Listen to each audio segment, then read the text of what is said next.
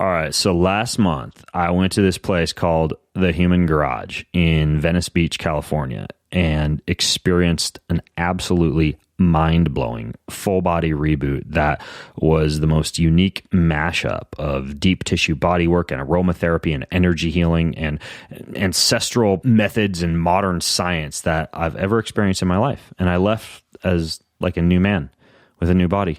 I'm not kidding. No plastic surgery required. My body was new, fresh, totally reinvented.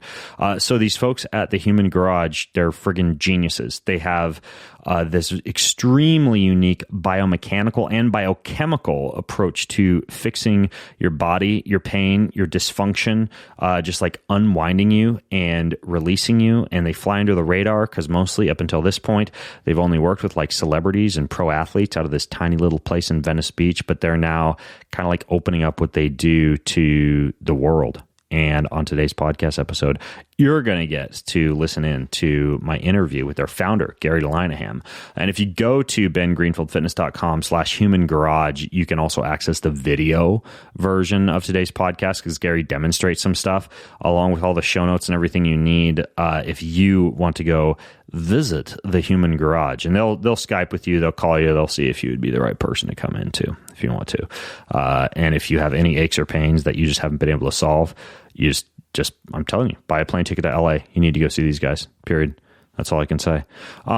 Today's podcast is brought to you by Health Gains. Health Gains is not only one of the world's leading age management practices, headquartered in South Florida. I've gone down and seen them. They have actually a nationwide network with over 80 clinics of highly trained and credentialed physicians. They do hormone therapy. They do sexual wellness treatments. They do health counseling, testosterone therapy, growth hormone therapy. The dude, Dr. Gaines, who owns the place, he's Harvard trained. He's a pioneer in the use of hormones, and meaning he like does a good job. He doesn't just like put you on a bunch of stuff and then waltz away into the sunset. They take care of you down there. They like adjust everything as you go, and it's amazing. They also do like treatments like sex treatments, like the P shot and the O shot and the Gaines wave, so you get better orgasms and better sexual performance. If you have issues down there, they can just like fix them all overnight. It's crazy. You get $250 off of any of their treatments down in Florida. If you want to, again, you can get on a plane, go to Florida, go to Venice Beach, get your body fixed, go to Florida, get your crotch fixed. You text the word GAIN to 313131. That gets you $250 off.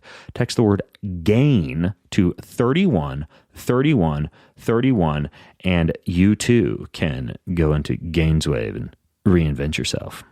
This podcast is also brought to you by one of the most unique biohacks that is tiny and portable, and that I travel with all over the world because it gets rid of jet lag like gangbusters and does not just work for jet lag. Did I say that the right way? It works for jet lag, but it doesn't work just for jet lag. Do you get me?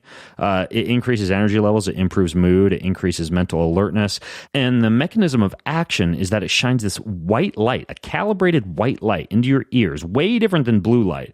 And what that does is it interacts with the photoreceptors on the interior of your ear. You have these photosensitive proteins on the surface of your brain that you can actually get to through your ears. So it's almost like going out in the sunshine. So it's called the Human Charger. The Human Charger. And I'm telling you, you take this thing anywhere on the globe and you can banish jet lag, kiss it goodbye, but also get instant energy anytime you need it. Go to bengreenfieldfitness.com/human charger, just like it sounds, bengreenfieldfitness.com/human charger, and use code BEN20 to save 20% off. That's bengreenfieldfitness.com/human charger and use code BEN20. Enjoy. In this episode of the Ben Greenfield Fitness Show, you'll see is that the fat is in the fascia, the blood vessels in the fascia, you've got the lymph nodes in the fascia. Everything is contained in the fascia and it's moving water around. So when the fascia doesn't have enough water, it starves and it starts to get tight. I can cut out every nerve, I can cut out every bone, I can cut every muscle, I can take every piece of hair off your body, but I can't remove fascia. Fascia is inside the muscle belly, fascia is around the muscle, fascia goes through the heart, through the brain, it's everywhere in the body. We're inextricably linked to fascia. He's an expert in human performance and nutrition. Voted America's top personal trainer and one of the globe's most influential people in health and fitness. His show provides you with everything you need to optimize physical and mental performance.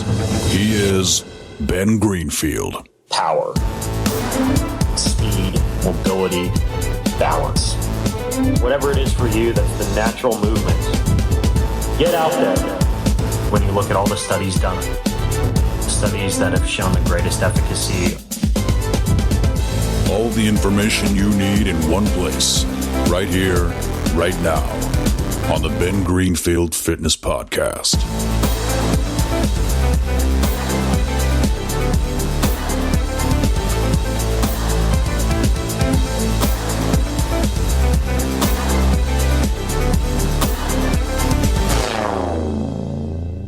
Hey, if you guys are watching right now, we're about to go live with the podcast with the Human Garage. The Human Garage. You've been seeing a lot on social media the past couple of days. Now you're going to learn what this is all about. So as we go, just so that those of you watching know, if you leave your comments as we're podcasting, I can address comments and questions that you have, but realize we're going to cover a ton of stuff in today's show.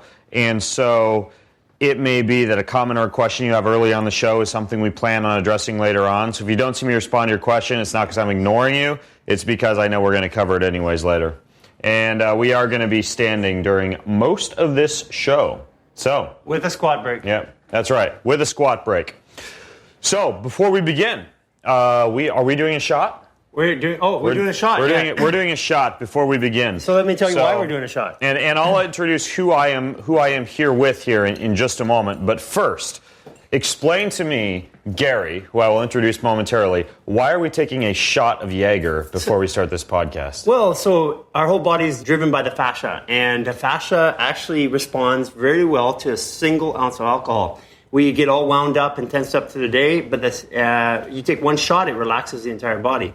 Second shot, cortisol starts to fire, and you're in trouble. So we're going to do one single shot. Now, this is Jaeger. Why do you like Jaeger? Well, it's medicinal. I mean, you can use medicinal. It can use any distilled alcohol. Yeah. And this is what they did in the old country, right? Yep. I was telling you this before. What I'll probably do when I go home, if I start doing a little shot here and there before I podcast, the podcast could get a little bit crazy, you guys. I'm going to do a little bit of like my brother married a Polish girl. He's got all this fine Polish vodka. I'm going to do a little bit of vodka with some digestive bitters thrown in if I make this a habit. Right. That's going to be my go-to. Okay, so mine? We've got a nice Miron glass jar here. So Miron we've got glass, unoxidized Jaeger. Do I take the rest of this? That's yours. All right, drink it in the middle of the day, baby.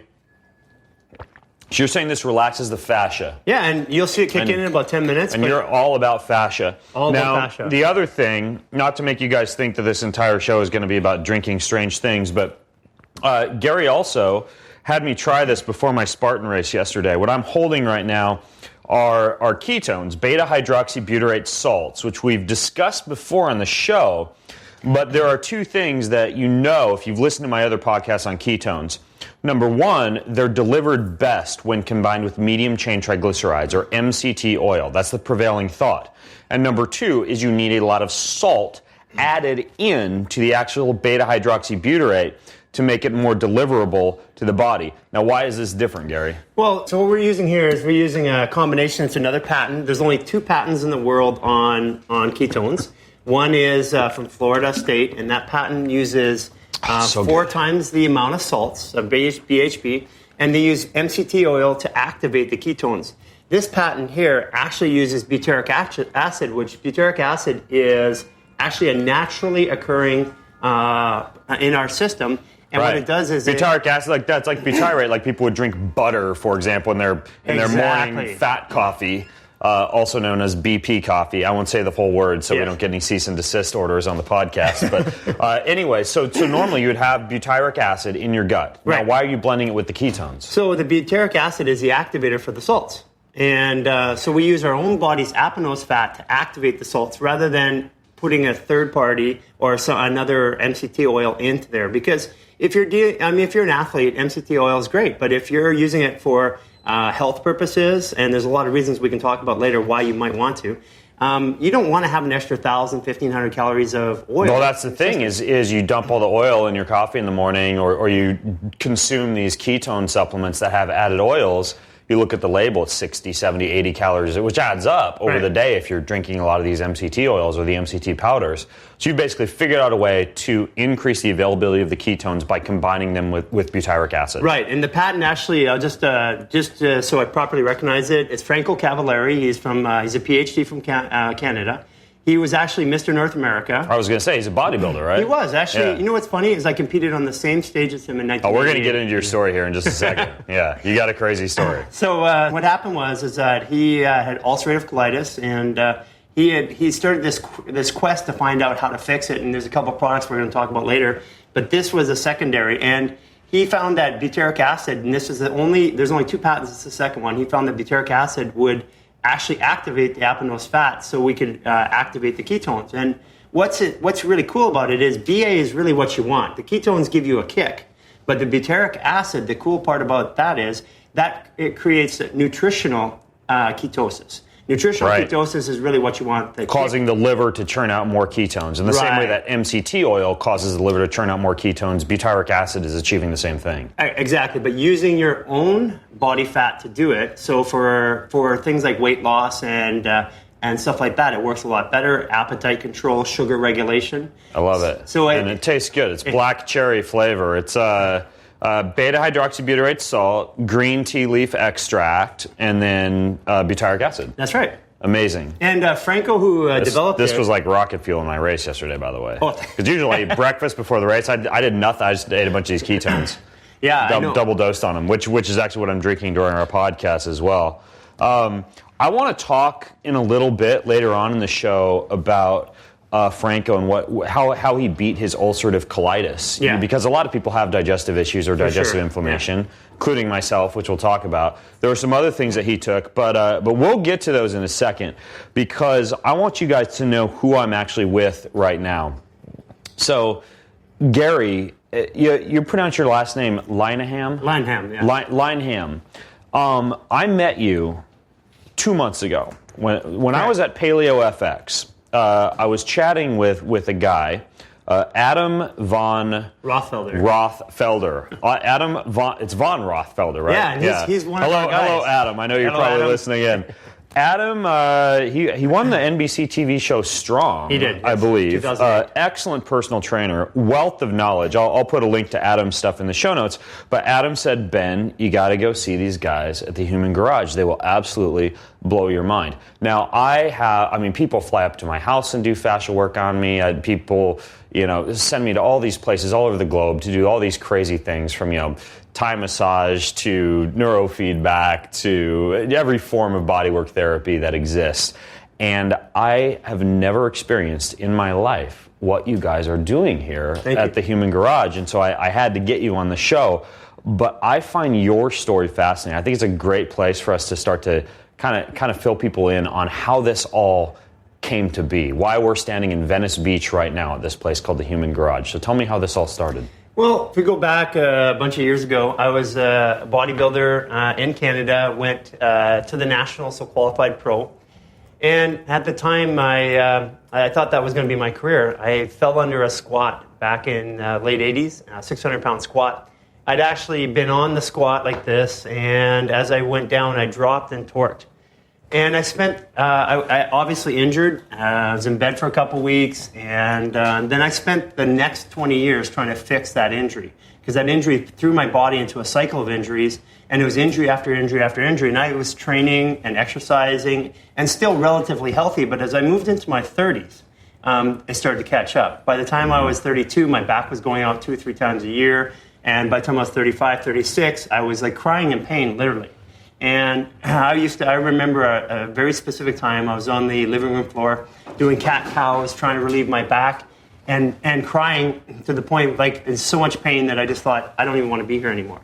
And it got to a point where, when I was 40, I had my back 10 times that year. I was 22 weeks basically in bed. Every time I got up, I was back down. Gosh. And I'd spent 20 years going to therapy 2, 3, 4 times a week just to maintain my life. And I went all over the globe looking for therapy. It's kind of like what you're doing. You test and try everything, but I was doing it to try and heal myself. Right. And everything. You weren't doing it out of sheer curiosity. You were doing it because you were slowly losing the desire to live. You were in so much pain. It was actually the desire to live. And it's funny what you say, by the way, about an injury leading to a cascade of injuries. And we talked about that a little bit as you were working on me the past couple of days. This is something that a lot of people deal with, right? Like they hurt their big toe, that leads to a knee injury, it leads to a hip issue, leads to the back, and we talked about how it leads to the gut and neural issue. I mean, it's like this vicious cycle that so many people experience. That's right. So you had this going on. You started traveling around the globe. And, combined with a couple head injuries, most people have had head injuries, and they don't actually really know that they've had them. That's the funny part. And I remember now going back, I was 6 years old, the first time we were playing out front, and I got hit in the side of the head here with a baseball bat, and it knocked me out. And that was the start of the neurological stuff. And so 8 concussions later, bodybuilding injury. And where it really hit me was May 10th, 2010. I was sitting in front of a computer. I opened up a web browser, and I couldn't remember how to use the web browser. And it scared the living daylights out of me. And I crawled up in a ball, cried, and that moment changed my life. That was where everything started to happen. And I decided at that point I needed to fix myself, and I went out and actively worked at trying to find a solution, because I had been playing around like everybody else had. I'd been trying to fix injuries and fix the things that were bothering me, but it just wasn't working, and it was getting worse and worse and worse. And I'd been to 300 chiropractors over my time, physical therapists all over the country, everything, Agoscu. You were like a stereotypical health seeker trying out all these different fixes. That's right. For your body. When we're hurt, we seek. And we do. Have you ever read David Hawkins' book, Dr. David Hawkins' book, Healing? Right. I think it's Healing and Recovery. Yeah. He also has another one called Surrender, The Pathway, both great books. And he, in one of those books, I forget which book it is, but I actually have a blog post. I'll post it in the show notes for you guys, which are going to be at bengreenfieldfitness.com/human garage. Just like it sounds, bengreenfieldfitness.com/human garage. There's a chapter in that Hawkins book, and I'll put it in the show notes for you guys, where he goes into, it's like 2 full pages of all the things people try when their bodies are broken or their digestive system is broken, and just like you, they turn into these almost like a hypochondriac health seeker trying to figure out what's going on and trying every supplement on the face of the planet and every method on the face of the planet. And it sounds like you kind of started down that road. Yeah, and we all do. And it's really because of, and we come back to the way that we do our therapy and the alignment protocol, is that when you're actually in pain, your brain is always seeking solutions. The job of the brain is to evaluate the internal and external environments and adapt us to those environments. And one of the biggest problems that we have is we start to blame everything else, but this is all, at the end of it, it's all controlled by the brain. It's all neurology. And then again, we have to take a step back, because there's a lot of belief in the world that the brain is in charge of the body, but it clinically is not. I mean, if you take a look at it, and there's where one of the differences is, there's a big gap between science and medicine. And this is where the problem is, because we spend a lot of our time in medicine without reviewing the science. And what I really appreciate about what you're doing and other biohackers out there is they're looking for the science, and they're not waiting for the medicine to catch up, because medicine wants the peer review. They want 10 years of studies, but sometimes we just need to get stuff done. Right. So there's 15,000 peer-reviewed articles out there, and even like the Heart Math Institute is scientifically proving that brain is not in charge. We can argue about what is in charge, and we have our beliefs and other people have their beliefs, but we just can say that if we start off that the brain is not in charge, that lets us make a series of other decisions about the body and how we're going to handle things. The brain is, think of your body as a computer, and your brain is a CPU, rather than the brain being the computer. And if that's the case, then the CPU is opening and running programs all day long. Interesting. So you're saying that the fascia is the brain. Well, that's where, that's exactly what's starting to come up. All right, now I'm going to back it up here, because you were traveling all around looking for these solutions, and I know we're going to get this question, so I'm going to ask you the difficult question, the devil's advocate question. Sure. Why the hell should we trust a guy like you? Was it all the studying that you did? Was it your background? What was it that kind of led? I know it's a tough question, but what was it that kind of fueled this? How did you learn all of this? It's a fair question. I'm just like you. I'm just somebody who wants to learn. Right. I was trained in nutrition. I was a bodybuilder. I was an athlete. I spent my bodybuilding, by the way, one of the most bro science geeked out. Having been a bodybuilder, right. I used to spend hours reading textbooks that people were paying universities lots of tuition dollars to actually learn this stuff. And I was just burying myself in textbooks when I was a bodybuilder, and being homeschooled K through 12. I have nothing against the process of self-learning, but it sounds like you as a bodybuilder were at some point became infatuated with the human body and went down that deep rabbit hole. Yeah, I think that in life there are things that are going to happen to you, and those things you can either transmute them into a learning, or you can actually blame life and blame everything else. I just decided to transmute that event into a learning environment for myself, and I went from place to place and from person to person, and I'm going to give a lot of credit to somebody who taught me a lot about neurology and how the body works. Because the one therapy that started to get me out of pain was a neuromuscular therapy by my old partner, Dr. David Rubenstein. And this guy was literally a genius. He had figured out a way to use motion.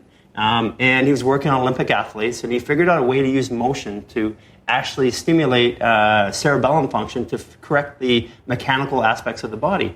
And in this particular time, we were so interested in doing this. His therapy was the first one that got me functional, and so I went. So he was the first guy you came across as you're traveling the globe, right, who actually was able to fix some of the things going on with you. Correct. And what do you do? Dr. David Rubenstein. Yeah, and what do you do when that happens? Well, I did what anybody would do. I looked at him and said, "He's older than me. He's one guy. Most likely, and no offense, he's probably going to pass away before I do. So I need this therapy for the rest of my life, so we need to duplicate this." And so what we did is we went on a mission to duplicate it. We opened up 2 clinics, the Rubenstein Centers in Orange County and in Beverly Hills. And that was the start. It was the start of the process, and he had a couple peer-reviewed papers, international peer-reviewed papers, that talked about the brain and how the neurokinetic sequences in the brain and how it was impacted. And what I spent was the next 4 years of my life building the Rubenstein Centers and defending his science. So that was a PhD level education. He's a PhD in medical science, kinesiology, and pain management. So that's really where I started to put things together. But that therapy got me out of pain and made me functional. But every 2 or 3 or 4 days, I needed to do something again in order to just keep myself balanced. And that wasn't good enough for me. For me, a life is not a life if you have to continually go back and do something. If you have to go to like a chiropractor every week for 12 weeks or whatever. So that's not life. And, I got to a point, I remember wanting to leave and go on a little bit of a trip, and I felt myself getting anxious and nervous because I'm away from my therapy. Right. Panicking because I'm leaving and I'm going to go into pain. Yeah. And so crazy. That same thing happens to me, right? Like I have all my body work tools at home and my vibrating foam, and then I'll pack up and I'll go hit the road to race and speak and travel for a couple of weeks, and I'll be like, what's going to happen to my body? When I come back home, I'm going to have to go double time and fix everything that went wrong while I was traveling. And that's what we all do. And so that led me on a quest, and what we started doing at that point was we started looking for a reason why this therapy, which is now called the Rubenstein method, why it didn't keep me out of pain. Right. And it was because of structural imbalances, actually still controlled by the brain, and the structural imbalances basically were robbing my body. I would get up and walk and be perfect, but because of structural imbalances, my body would degrade, and over a couple of days, I'd be back to where I was. Not exactly, but not feeling the way I needed to feel. So we started taking, we went every day after our work, and we went to my garage, and that's Human Garage. And we started practicing, and we had a discovery about the body. We being you and Dr. Rubenstein? No, or just me and at that time as a partner, his name Joseph Gonzalez. And what happened was and I'll give credit to him for this, we actually were working on trying to figure out a way for me to understand why my body couldn't take the therapy and walk away and come back in 3 or 4 months and feel good. Right. And so we found a couple things about how the body interacted, and it contradicted what is typically thought about in normal medicine or sports medicine or science. And that led to a whole series of discoveries. And for 18 months, we spent 5 to 7 hours a day in the garage trying to figure things out. We developed a protocol after 18 months, after a series of discoveries. And at one point, it's funny because our first employee is Sarah Urich, and her boyfriend and her walked at the time. They walked by the garage and they asked what we're doing. And he said, this looks like it can help me. He had back surgery. And so we took him as our first client. And then he told a few people who told a few people. And within 6 months, 300 people a month were coming to this garage. And then we moved it into a 900 square foot apartment. And I swear this could only happen in Venice. Because no place else in the world would you have business people, mainstream celebrities coming to a 900 square foot apartment in Venice for therapy. And so we didn't have any marketing, no letterhead, didn't have a name, no phone number. All we had at that time was the therapy and a place to do it. And we just started working on people. And we were there for 18 months, and we would go from 6 a.m. till 10 p.m. The great part about that is my commute was 3.5 seconds. Wow. Amazing. My bedroom. Exactly. To the training room. Just get out of your underwear and put some clothes on and. Oh, we had a couple of times where the alarm didn't go off, and at 5:55 in the morning, somebody's knocking at the door. And right. Whoa.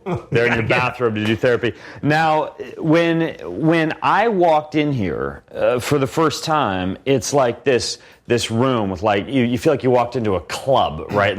This pounding, not stressful, but like laid back, like deep house music, and people in all these different beds, and there's grunts and groans at this and some people are not to make the human garage sound bad, but they're like crying and having emotional releases, and you've got all these bodywork tools and 4 practitioners working on one person. These things I'd never seen before. Correct. So what I'd like to delve into is what this system that you've developed actually is, and why you've put all these little pieces. Like over here on our left, and if you're watching this on Facebook Live or on the video, which you can also access if you go to bengreenfieldfitness.com/human garage, you've got your whole alignment protocol over here, your mind, body, repair, and alignment protocol, and you have phase 1 being biomechanical, unwind and balance. Then you move on to biochemical, stabilization, maintenance, and development. Walk me through what this system actually is and how it works. And as you do so, by the way, I'd love for you to weave in some of the things that you told me about how this not only fixed your back, but also somehow fixed your digestive system and these like bloating and gas and ileocecal valve issues that you were having, because I found that part of what you talked about fascinating as far as your own personal story of what you found there. So it starts off, and maybe the best way is actually to show you a graphic of exactly what we do. I don't know, what's the best way for people to see this? Is it going up like this? So basically, if you're on Facebook Live right now, I'll hold this up for you. Otherwise, you'll see this in the video if you visit the show notes, and I will also embed this in the show notes. So go ahead, Gary. So basically, what is the goal? The goal is pain-free motion. And in the situation of pain-free motion, what we're looking for is we're looking for our body to just move and feel free. And so what we start off with is an unwinding process, which is it looks like and it feels like at first like some sort of trigger point therapy. And but what it is it's what's different between body work and alignment work. Body work is me aggressively telling your body what I want it to do. Alignment work is me creating a series of logical problems that your body can solve. Like, for example, your body is the one that controls, and your brain controls all of the function of your muscles. And there's trillions of calculations that make this happen. Your body knows better, and your brain knows better how to fix this than I do. It just needs a little stimulation in the right way. And that leads to, we'll go back into this, but what that leads to another conversation is why this happened in the first place, is where we're going to get into some of the gut issues. So what we start off with is we walk people through, and as they come in, we take pictures and we do analysis. And the cool part about it is we want people to understand everything about their body. The time that people leave here, if they even care a little bit, they know more than their physical therapists and their chiropractors and their trainers how their body works for them. That's what we want to do. We want to re-educate them with their body. Right. So we start off with this unwinding process, and you've seen it. I mean, you're posting some of your own pictures, and we're going to do some more of your realignment. And that first session, you were here. The very first time I was here 2 months ago, I showed my wife, and she was shocked. I came home, and she could see so you had rubber gloves on, and you were inside my mouth. Right. Tears in my eyes as I'm crying. My children are standing there, like, Dad, are you okay? And you got your fingers inside my jaw, just adjusting a whole bunch of things in my jaw to actually affect, at that point, some pain I was having in my back. You fixed my back by going in through my jaw, but then we did a before and after photo. Because you do before and after photos on everything. When I came in, you did this full graph analysis with your iPad, and my entire facial structure was changed. That's right. Like a more square jaw and more aligned eyes. It was crazy. Yeah, so alignment is not just the body. I became a supermodel. I didn't tell you that. Yeah. You were doing the catwalk here earlier. Yeah, I did the catwalk. Yeah, so Ben was, just you guys missed this, he was doing the catwalk and he had the whole turn. It was so funny. Well, every time that Gary aligns you or one of his team members here aligns you, they have you walk so that this pattern becomes cemented in your brain. And I turned it into a catwalk. But it's very interesting how every time you adjust someone or you work on something, we get up, we walk, get back on the table, you're watching, you're observing, and we get back on the table, and that's part of this process. But we digress. Go ahead. No, but that's okay, because the walking is what integrates things. But what we, first of all, is we look at key points. So, I mean, there are, we have, a lot of people have hip issues, they have shoulder issues, neck issues, and we're just generally tight. We're compressing, and the average person comes in here. It's funny because we ask them what their height is, and then we measure it. 90% of the time, they are 1.5 inches shorter than what they thought they were. And why is that? Because over time, compression. This is true. The last time I was measured, I was told I was 6'2.5". I came in, you measured me, I was 6'1". Yeah, but after the treatment, the very first treatment, just a consultation, you had got a 1/2 inch. In that 45 minutes that we were working together. Right. And so what it is, it's about structural alignment and posture. And it's like a penis pump for your whole body. Yeah, exactly. You can add that as your slogan. TM. TM, yeah, too much information. Yeah. So the idea is that what we want in every situation is we want people's alignment to be back in place. But what constitutes alignment and why is that important? So we're biomechanical beings. We're taught that, for example, one of the things that we looked at as part of the development of the therapy was really simply that there were things that were missing in the discussion about how mechanics work and how alignment work. One of the things, so the biggest ones that was missing was we've never accounted properly for gravity or atmospheric pressure when we talk about functional or structural working muscle function in the body. Like, for example, that your quad's antagonist is your hamstring, right? Right. That's true, but when I stand up, that changes. And why does that change? Because gravity changes the effect of that. So what happens is, really, my calves, my quads, my glutes, my pecs, and my traps are my forward, backward stabilizers. And they get information, the way my brain knows which muscles to fire to keep me stabilized is the ratio between my scapula and my knee, or my patella. Those two things change the firing. So, again, we show everybody. Okay. So what happens here is we're just going to stand here. I'm going to roll your shoulders back. Okay. And watch where your gravity goes on your feet. You go back into your heels. Right, into my heels. Right. So what happens is, because the scapula's relationship to the patella changes, what happens is your brain starts firing a new sequence of muscles to adapt to it. Remember, the job of the brain is to evaluate the internal and external environment and adapt us to those environments. And the other one is there's 5 floating bones in the body. The other one's a hyoid, which is left floating and right. bones. Yeah. Yeah. And your hyoid tells you which way to go left and right. And interesting. And those things are really important. So structural alignment is for posture and movement, but it also has a lot of other things. Now, we've never considered gravity, and we've never considered atmospheric pressure. Right now, there's 2,000 pounds of pressure pushing on you. Wow. Right? Sea level, scientific fact. So that means we have 2,000 pounds of pressure pushing out. Fair statement, right? Right. Because if we didn't, we would implode or explode if there was more. And what happens is the body has pressure, and we move pressure through the body, and we think of the body as biomechanical, but I'm going to tell you it's not the way that we think it is. The body is the movement of pressure.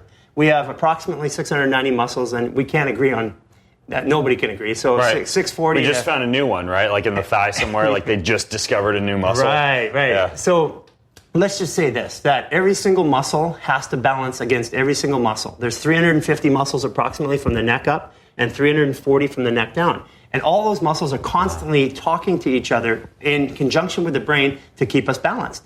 And so if I was to remove the pressure, now we talk about blood pressure, right? And what it does, and we want pressure in your heart, but nobody's talking about pressure in your organs. Right. Nobody is. So if you put pressure on your muscle, so let's do a bicep curl. Go ahead. Okay. Go ahead. Go on. Okay, I'm curling against resistance. Okay, now what I'm going to do is I'm going to restrict the muscle. Go ahead. Do it again. Yeah. You have no force. So you just use your hand. You're putting Squeeze. pressure on my biceps for those of you listening, and I can't produce any force. Right. So you're just squeezing the bicep. That works for everything in the body. Okay. That also works for all the organs in the body as well. And we get a lot of buildup and pressure here. And we just had a discovery over the last 3 weeks that has changed everything about everything we knew about the business, the body. Okay, tell me what that discovery is. It was about Don't leave us hanging. It was about how pressure. Do you want any ketones, by the way? I do want ketones. All right, take a sip. Take a sip. Black cherry ketones, baby. Amazing. Rocket fuel for your brain. Yeah. Of course, BA Keto Fuel. This podcast brought to you by BA Keto Fuel. Okay, so this discovery that you just made in the past 3 weeks. So we've always known the pressure effect. So we think about a pump in the body. We exercise, we get a pump in the muscle. Blood pressure in the muscle. That's exactly what a pump is. But we're not thinking about how the pressure builds up in here. We were designed to do two things as human beings that we don't do anymore. We were designed to squat and walk. In LA, we don't walk very much. I know you do, but in LA we don't. A ton. It's my favorite thing to do when I visit the cities. I just got most of my workouts. I'm just walking, taking my appointments. And so we were designed to walk 10 to 12 miles a day, and we just don't do it anymore. And as a result, like if you go to New York, they have 40% less back pain, neck pain, knee surgeries, foot surgeries. Right. They walk 3.5 miles Lower a day. postprandial blood glucose in places like Japan. Again, Absolutely. you have that concept of stopping eating when you're 80% full and then walking. Yes. I think it's even just like 15 minutes based on the research from a couple of years ago It doesn't to lower take much. postprandial glucose. No. Yeah, so the other part, too, is we're designed to squat. And we're talking about squatting. You squat 4 to 6 hours a day, you told me. Well, about 4. So as you're walking, and we're going to disappear from the video, probably back behind the table, but basically you squat in this position that we're in now, like a hunter-gatherer roasting s'mores over the fire, squat position, and you just do this all day. Yeah, absolutely. So I squat when I'm working with you, I'm squatting. Right. And so I'm always squatting throughout the day, and when I do... because of we did a podcast with Mike and the Doug, barbell shrug guys, yeah. And because of that, we have clients coming from all over the world: Japan, UK. We got people. I mean, the same thing's going to happen after this podcast because I guarantee you that. For those of you listening in right now, you have to go to the if you have a body, you just have to come. I mean, that's. And anyway, I don't want to make this sound like an infomercial. Go ahead with the squat and the pressure. Relate to me why the squatting and the walking has to do with the pressure. Let's talk about what squatting does. And then the discovery that you made. So squatting actually puts a lodiatic curve back in the spine, puts a cervical curve in the spine. It actually opens up. It perfectly stretches your hips. Our hips are our center of motion. Feels really good. It does, doesn't it? So our hips are our center of motion. Hopefully I don't take a dump right here. That's the only problem. There's also the dump in the woods pose. That's exactly it. But what happens is when we squat, we perfectly balance stretch the hips. And that's a perfect stretch for the hips. And squatty potties are becoming really popular now. We use one, for sure. But when we squatting, what it does is it actually, a couple things happen. It forces diaphragmatic breathing. You cannot breathe through your chest and shoulders when you're squatting. And 60% of our lymph nodes are right underneath the diaphragm. So 99% of the population does not diaphragmatically breathe without intention. So, you should be diaphragmatically breathing all day long. So it's all chest tension with tight abs, abdominal tension and pressure on the digestive organs. Correct. When you're not walking, when you're not squatting, and when you're holding this pressure in, this tension. Absolutely, yeah. And so when the other thing that happens when we squat is we relax our shoulders, we relax our neck, it relaxes our jaw. The process of squatting actually is, and one thing we discovered just recently is the other part about squatting is when you squat, you feel a little bit of pressure around here initially. Sure, yeah. And so what it is up around here being like your chest and your lats area. Yeah, so I'm going to show you a picture of a diaphragm. And when we can put this in the show notes. Can I grab a picture of the diaphragm, guys? So we use apps to explain everything that we need. Right, you have these amazing anatomy apps you've been walking me through on your iPad, where as you're working on me, you can pull up any section of the human body. A regular diaphragm. It's like a pop-up book for the body. Yeah. So what we're going to do is maybe you want to show this. Let's go ahead and stand. Since this is horrible for Facebook Live because we just disappear back behind the table when we squat, even though it feels really good. Okay, so go ahead. Phone drop down over there? Oh yeah, we can fix that too. Yeah. This must have just happened. So, okay, so go ahead. Keep diaphragm? talking as I fix the phone here. So what we're going to do is we're going to show you the diaphragm, and I'm going to show you exactly what happens with the diaphragm and how it works. So the diaphragm is our primary sense of breathing, and yes, that's it. And so what happens here when we look at the diaphragm is in here. You see these attachments right here. Right. And this is where the esophagus and the comes down, and then also you got the arteries come down there. But the diaphragm is a big suction cup, right? Yeah. And it has what dawned on me was there's something else about the diaphragm holding all the organs in. Because I hunt, and when I field dress a deer or an animal out in the field, you have to cut through all the little sections of the diaphragm to get the organs to release. You can literally, as gross as this may be, especially for you vegans listening in, so you can dump all the organs out of the body. Sure. And I'll harvest the kidney and the liver and the heart and take those home and eat them. But a lot of the stuff you're just dumping out and getting rid of, but none of it comes out unless you relieve the pressure from the diaphragm. So up in there, when we added connective tissue, and I never looked at it this way, there's a little valve around every entrance in the diaphragm, and that's like a pressure valve at the very top of it. Interesting. So when you squat, what happens is as you come down, it starts to push the pressure, the pelvic floor starts to push the pressure up. Right. Now I got to tell you how I figured this out, and it was really wild. It was my wife who helped me figure this one. This was a crazy experience because we were talking about how pressure affects all the organs, and we know that in science we know that that different organs have association with different emotions. Like your liver has an anger, deals with anger. Kidneys are with sadness, and your adrenals are with fear. So if you think about the order of the organs, it's really the liver is the first line of defense, and then you got the kidneys right above that, and on top of that you got the adrenals. And so she was laying on the coming up to her cycle. She was laying down on the table, and she says, honey, I'm sad. And I'm like, I just had the intuition to go over and relieve, because we've been doing this for mechanical reasons for a long time. And I just pushed in like this gently, and I just waited. Just against her diaphragm. About 5 minutes, really about the tummy. And I waited for it took about 7 minutes, and I just let the air flow its way up to the body. Now, we've been doing this for a long time without understanding what we were doing. And what happened is she got up and she went, that's weird. I'm not sad anymore. And that's where everything changed. I realized that we talk about pressure on the heart. You don't want pressure on the heart. But what about pressure on your liver? Yeah. So if you actually remove the pressure from the liver and the GI tract, all the food moving through there, and one of the biggest problems we have is gastrointestinal problems. And you think about this right now. Gas, bloating, constipation, diarrhea. You were dealing with a lot of these things as you were going through this same low back pain and fascial issue. But I didn't associate the two at the time. So think about this. The three biggest issues in America: back pain, neck pain, bloating. Okay. And we found two sources of bloating. One of them are distension, let's call it. Because we don't know if it's really bloating sometimes. So from the belly button down, often it's a mechanical torquing of the hips. And my hips used to anteriorly rotate, which most people do. And so I would stand up, but the adductor minimus was pulling that sucker back. And as I would stand up, I would go like this, and it would distend my lower belly. I remember standing in the shower. I hadn't eaten anything all day long.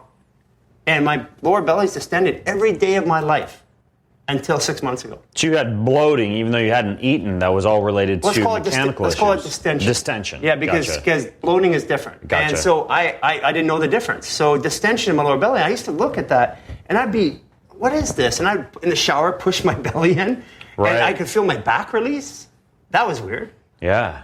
But I just didn't quite get it at the time. It wasn't making sense. So we figured out 6 months ago that if we simply reduce the adductor minimus, which is right here, and I'm going to get a graphic of that to show you. Once we relieve the pain from that, you'll see that actually starts to rotate the hips back, and the distension stopped in the lower belly for the first time in my life. Was that one of the things you worked on today on me, was my adductor minimus? That's exactly. Last night.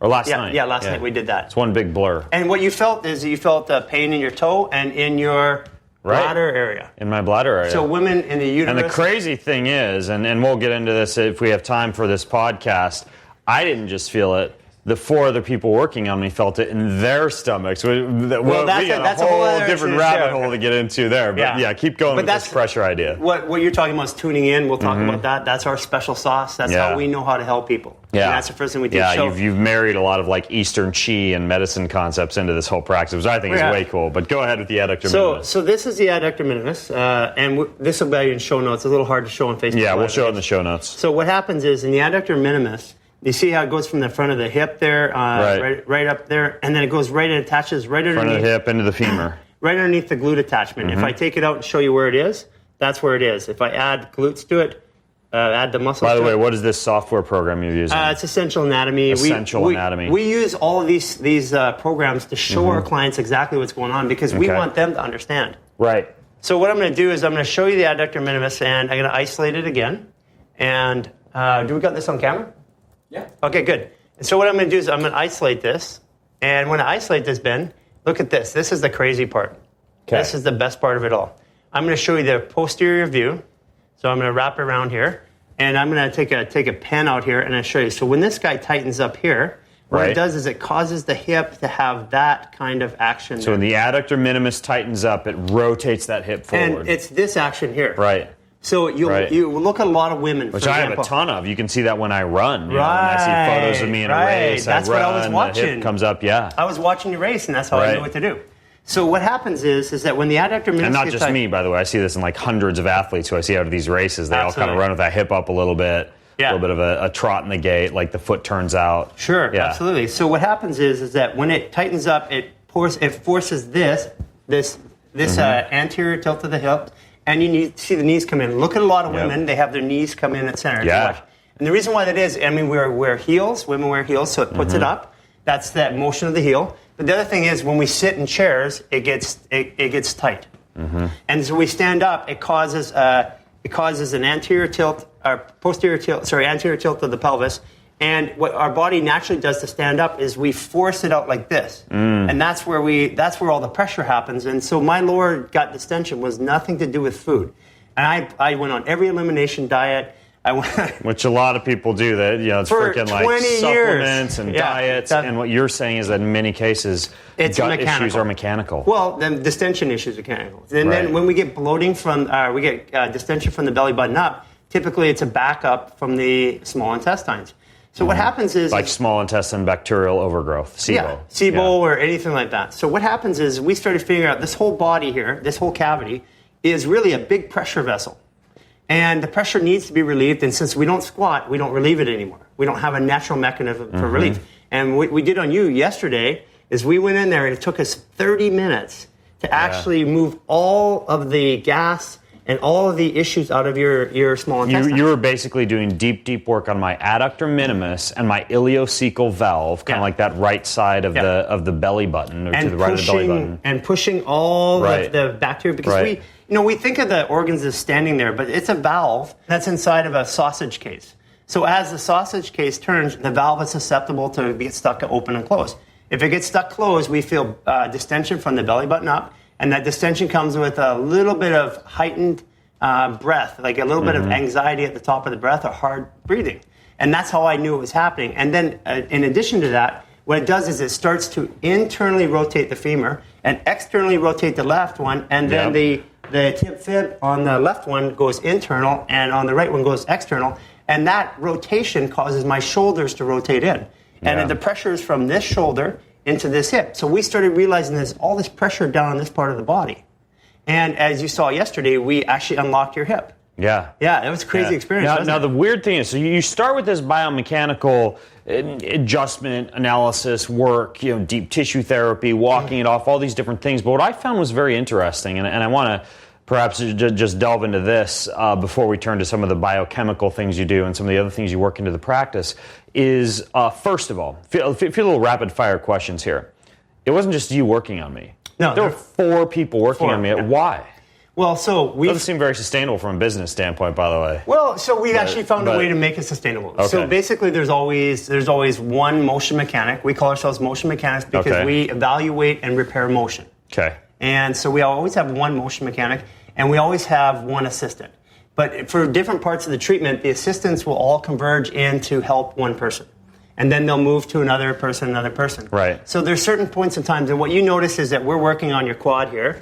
Right. And you had Jordan take and go like this on your jaw. And right. He's release. There's like people stroking different parts of my body. Right. Not in the way you would find at a Thai massage parlor for those of you whose minds went there. Very light but touch. Basically, like one person's going clockwise on my stomach, the other person's stroking my jaw, another person's stroking my arm, and then you've got one person, you called it your motion mechanic? No, I am a motion mechanic. You are the motion, and then you've got one person doing the actual deep tissue, like the teeth gritting, difficult deep tissue The motion mechanic is the one that's actually delivering the therapy and the alignment protocol, and then the assistants are there to move the fascia around in different parts. But sometimes we're working on your quad and we're touching up in your shoulder. As soon as we go like that, the quad releases. Right. And so what as soon as you stroke the fascia across the shoulder, the quad releases. Why? Well, because it's really about fascia.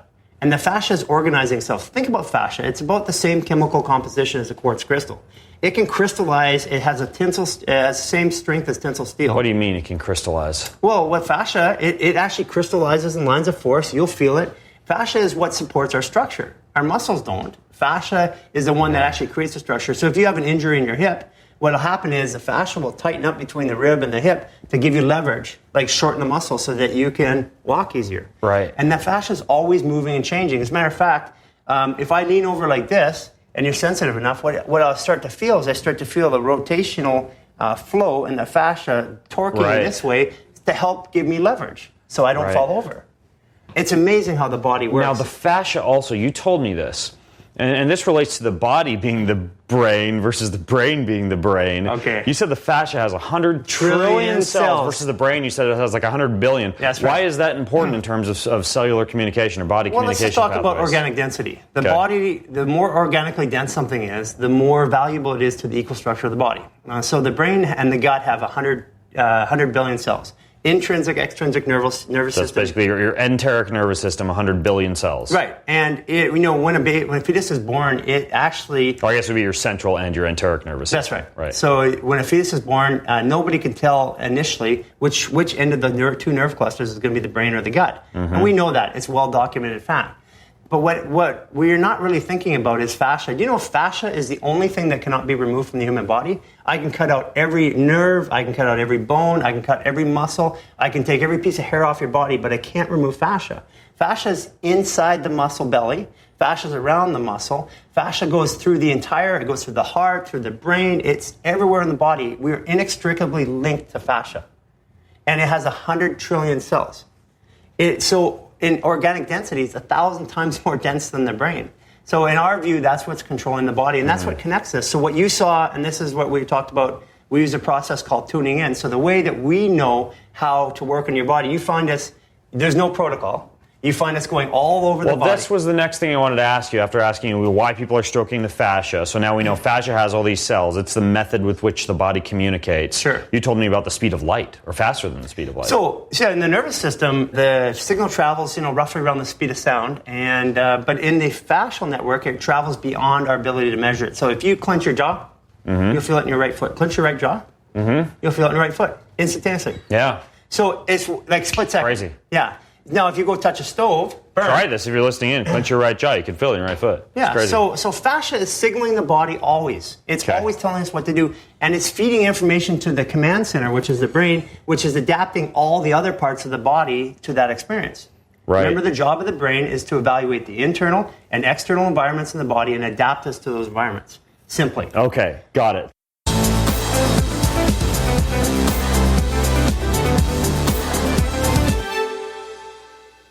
Hey, I want to interrupt today's show to tell you about red juice. Red juice. This red juice stuff, it's crazy. So the same people that make the amazing green superfood powder that I love, they just made a red powder. It's acai, beet, pomegranate, cranberry, raspberry, blueberry, strawberry. But then they didn't stop there. They took a bunch of adaptogens like cordyceps, ginseng, reishi mushroom, rhodiola, and they blended those in with the red pigmented plants to make this amazing tasting red juice it's like Viagra for your whole body in terms of like blood flow and energy. It's nuts, but no like central nervous system stimulants. Like it's both relaxing and invigorating at the same time. So anyways, you need to try this stuff. Toss in a smoothie, mix in some water, pre-workout, beginning of the morning, whatever. Anytime you want a little mental focus and strength and blood flow, you go to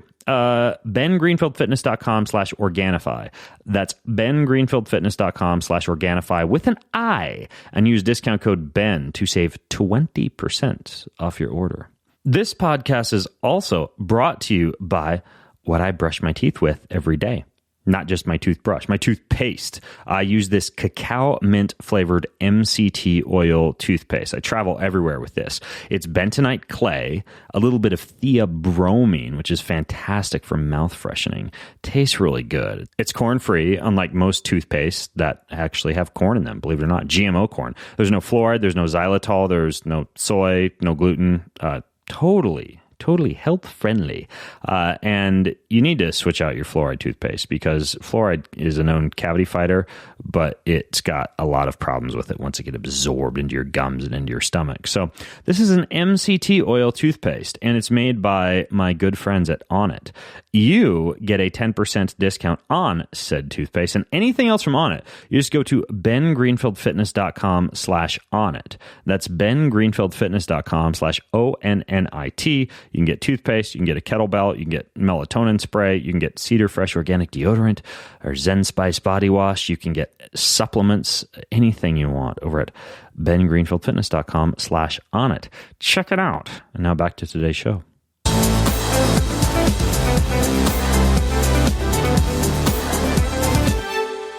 So in addition to having all these practitioners working on me, now we get to the tuning in part that you talk about, because you didn't do necessarily like X-rays or MRIs on me when you came in. You started doing things that I've more experienced with, some of the things that people find to be a little bit woo, right? Like muscle testing or what are they called? Applied kinesiology. Yeah, this idea where you say, you know, whatever, you'll hold like a supplement in your hand and say, am I allergic to this, or should I take this, or should I not take it? So as you're working on me, you're actually audibly asking questions. Like as you're working on my hip, you're like, right hip, how much longer? Yes. You know, and I'm verifying it with my assistant. So what is that? What are you doing? So what we're doing is we tune into the body, and applied kinesiology is the best way. They call it muscle testing, but you don't have to test it. We're not testing muscle strength.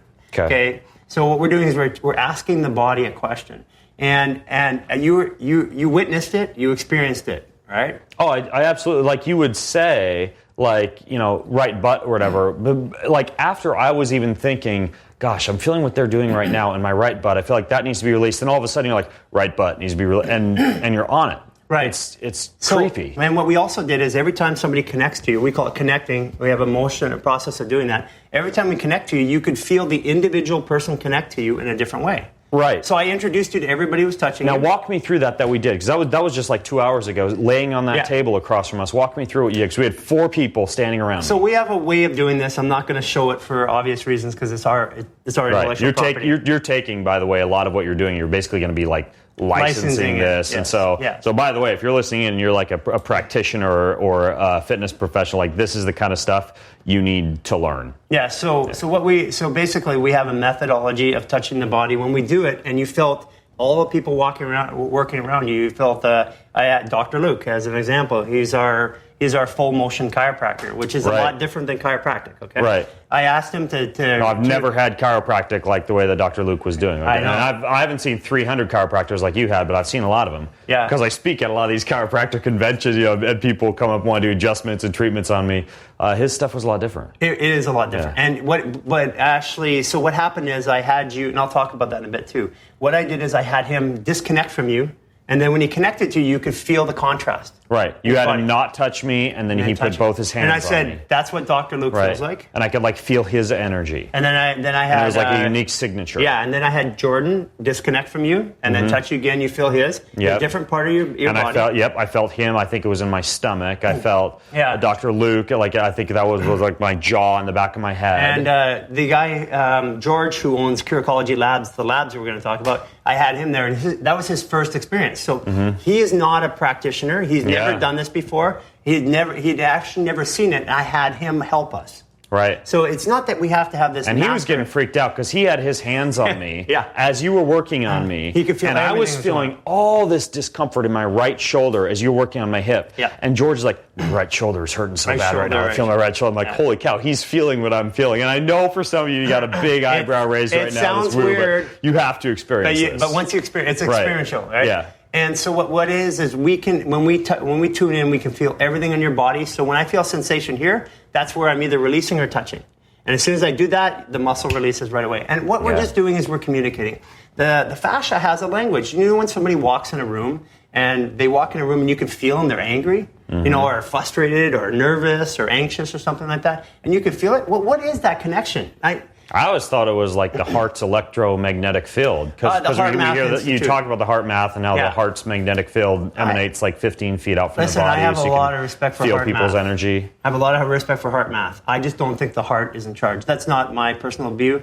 You think what you're feeling instead is the fascia, the actual electrical communication within someone else's fascia. Yeah, absolutely. And so that's what we feel in the room. Now, the thing is, these signals are going all the time, 24 hours a day, without us even really knowing anything about it, because we don't know what it feels like. But as soon as I isolate the experience and then I give you the contrast, then you know what it feels like. And it's like seeing, the best way I can say it, it's like seeing a dotted picture. You know those pictures with all the dots? And then you can see the picture to the dots. Once you've seen it... There's 3D pictures that piss me off. Yeah. It takes me way longer than I think it should. Once you've seen it, you can't unsee it. Right. Okay, so so once I've identified and taught you how to do it, like George, his first time. So you don't have to be this master who studies for 25, 30 years. You can actually learn how to do it right away and start helping people. That was the difference. Yeah. So we've mystified, in human beings, we want to make everything a process.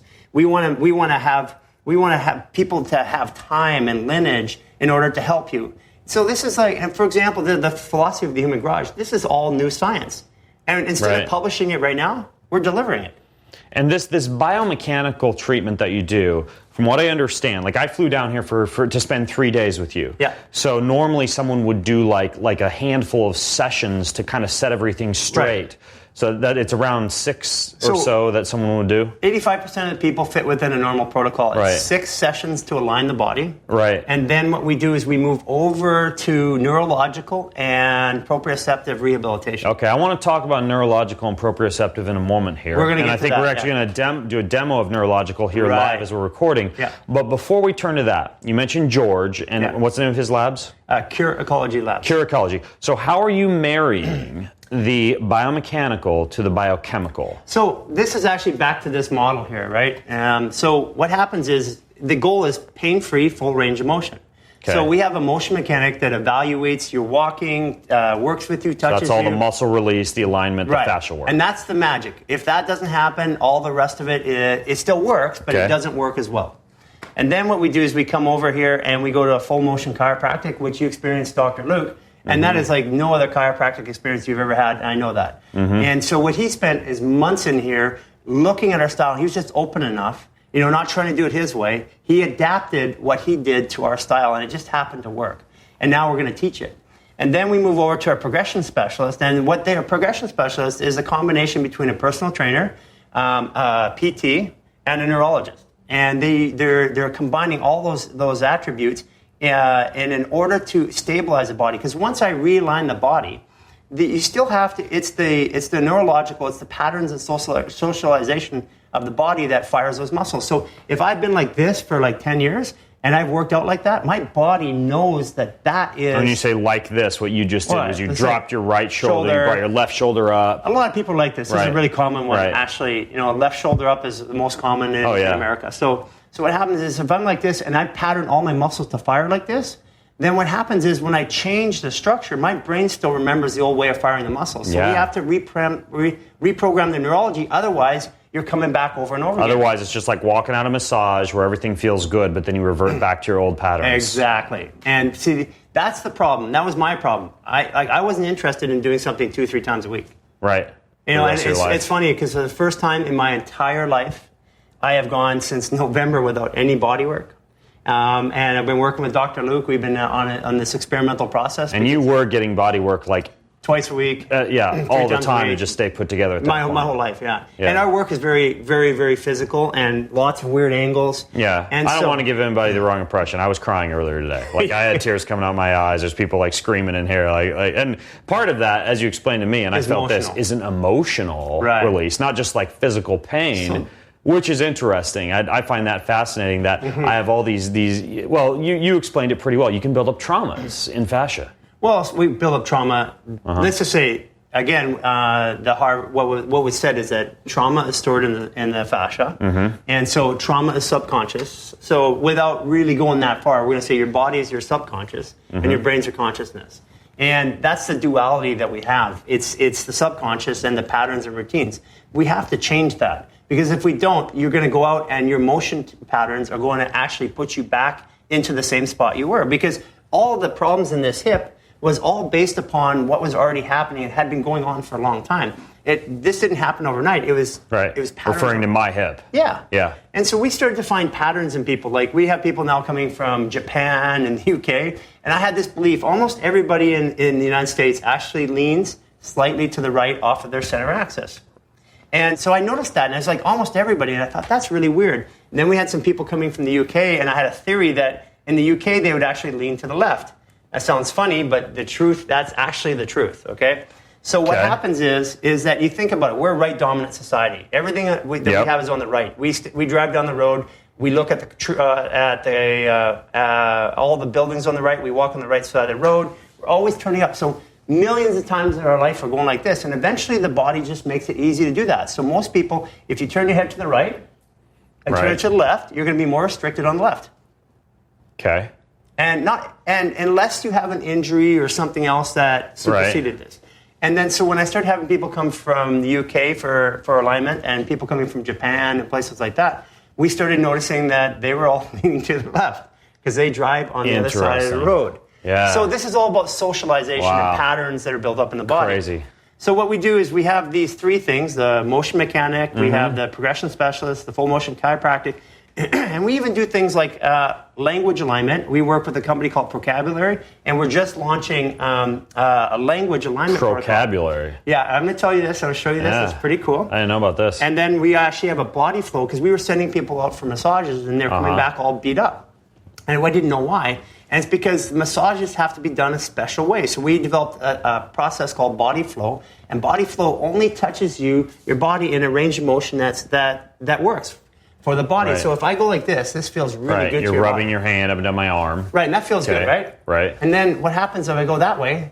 Feels kind of weird. It's tightening the muscle. Yeah. And in normal massage, effleurage, and pestrossage, we're going they're going like both ways. And that's confusing to your brain, and that's why at the end of it you feel tired. Yeah. And so here, this is a stroke right there. This would be a stroke, and that feels good. And what it does is at the end of our body flow sessions, you feel like you want to go work out. That's crazy. If you're listening right now, you got to tune in and watch the video at some point too. Amazing. So what happens is body flow, and then with biochemical wellness, and we'll get to that in a second because we'll get into your actual lab work. We tested you yesterday, and we got the lab to produce the results. That's why George was here. Yep. So all these things are all part of it. And to be clear about this too, we have medical doctor, chiropractors, we have nutritional and functional diagnostic nutritionist. We have progression specialists, which are rehab. We have body flow specialists, which is like a massage, but a lot different. We have our motion mechanics. We have the entire function and practice working around. This human machine team. But it's a team, and here's the difference. Integrated medicine is 3 different disciplines or 4 different disciplines working in the same office. That's not integrated. Integrated is we work under the same philosophy.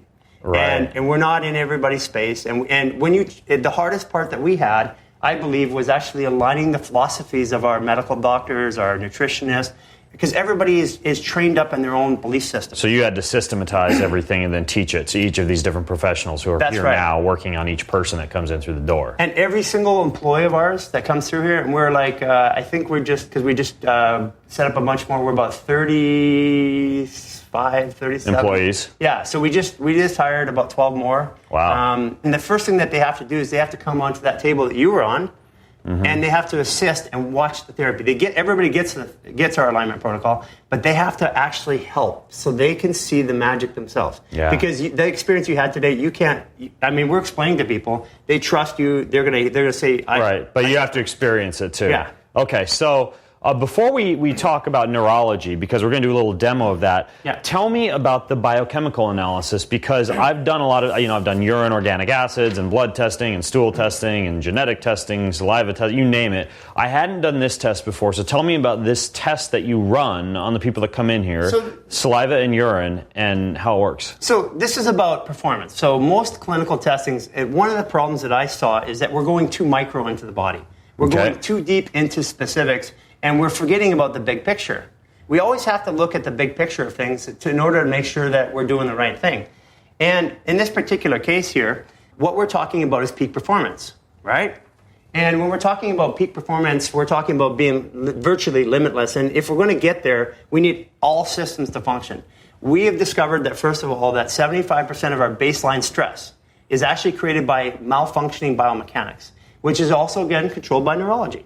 So we have to address that if we want the body to feel good. Now, this is your test. Is it okay if I show it? No, absolutely. I'm a closed book. I don't want anybody to know anything about me.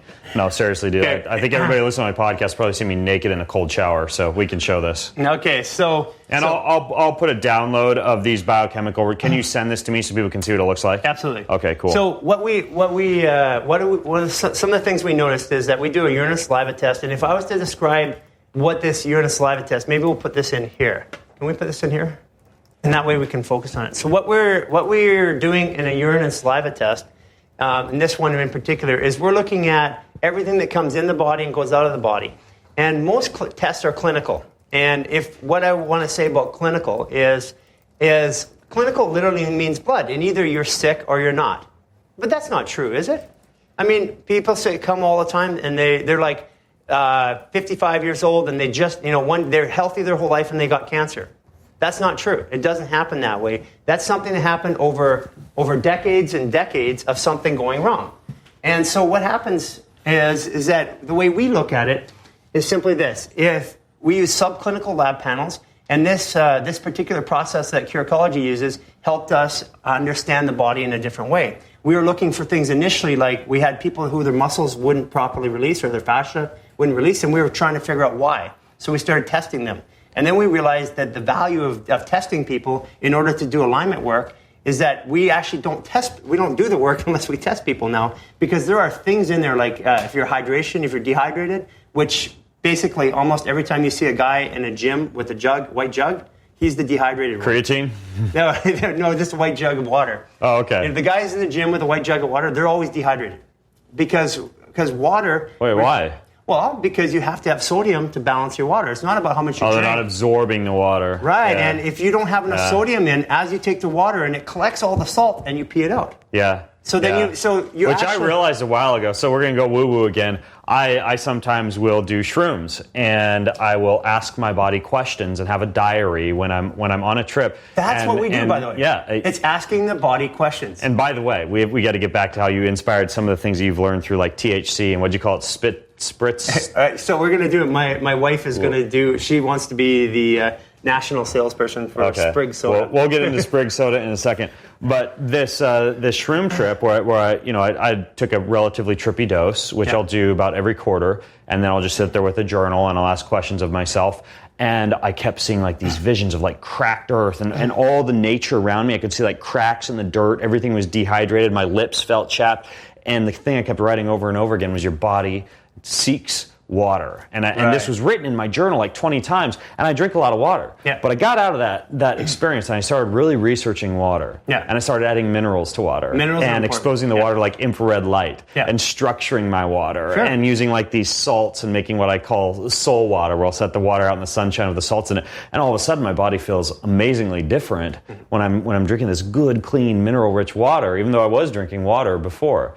And so you found let's talk about the importance all sorts of things on the lab results, but go ahead. Well, let's talk about water just really quickly. So what happens is it's about the balance between your alkaline ions and your hydration, because hydration is the water intake has to be married with the minerals or the alkaline ions, especially salt. So it, as I understand it, and I might not be scientific on this, but it basically one molecule of H2O bonds to 3 molecules of sodium. And so if you don't have the sodium in your system, as the water goes through your system, it collects the sodium and then you pee it out. And then you don't have enough sodium to hold the water in your system anymore. So part of it is it's about having the balance. And we tend to do things in America which is why drinking like Gerolsteiner is way different than drinking like Aquafina. Yeah. Yeah. So the idea is that we need to put a little bit of, we need to watch our sodium balance, and most people don't really know. And one of the things that we learned here is that we don't recommend supplements or programs, with the exception of a few, like we're going to talk about the like power black cherry ketones. Yeah, we'll get to the other ones here in a second. There's a few ones that help everybody in every situation, but most of the time we don't recommend supplements unless we know, because not taking something that you need, your body will find a way to get it somehow. As you know, that even in extreme circumstances, it'll convert certain proteins into glucose. And that's why ketosis is so hard to stay in. But taking something your body doesn't need is 100 times worse than not taking something, or not Taking something your body doesn't need is worse than not taking that at all. It's like the same thing as taking a bad fish oil is worse than not taking a fish oil at all. Yeah, because if you take something that your body doesn't need, it has a compensation. The body's about balance. So, I grew up in the world of, and this is my whole life was, if it's good, I'm going to do more of it, right? So if this much is good, more is gooder. Right. Right. And that's simply not true. The body requires I think you need that vocabulary program you were talking about, by the way. Yeah. So, I'm going to show you some stuff on that, too. So one of the things is to make sure that the alkaline ions or the sodium's in balance, because it's about hydration in the body. And the fascia carries roughly about 80% of the water of the body. It moves it around. And you saw that video, right? The fascia magnified 25 times. Yep. You just go on YouTube, and this I'll is put a link to it at bengreenfieldfitness.com/human-garage. What's the name of the video again? Fascia magnified 25 times. If you watch that, that's what changed my entire scope of fascia. I'd seen cadaver fascia. I'd seen fascia on chicken and beef and everything else, but I'd never seen it live. And when you see it live, it's amazing. Actually, you want to put it on video? I can actually do it. I'll link to it in the show notes. Okay, sure, fair enough. And what you'll see is that the fat is in the fascia, the blood vessels in the fascia. You've got the lymph nodes in the fascia. Everything is contained in the fascia, and it's moving water around. So when the fascia doesn't have enough water, it starves and it starts to get tight. And then that's when we get immobility and we start to get problems. And I had a client that was driving up, and he works at a nutrition company, and he's driving up from Laguna Beach here for his alignment sessions. And we got to the 6th session, and he was working with my staff, and there was no results. And his pain was still there, functioning, no results.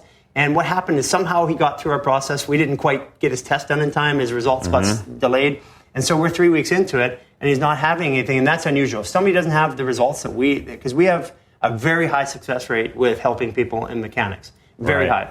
So when it doesn't happen, it's like all hands stop, we try to figure it out. And what happened in this situation, it was really cool, because this guy, when he came up, I looked at his lab test, and he was chronically dehydrated. And chronic dehydration, you can't just go drink, and tomorrow you're good. It takes 3, 4, 5 weeks, even 3 months to properly hydrate the body again.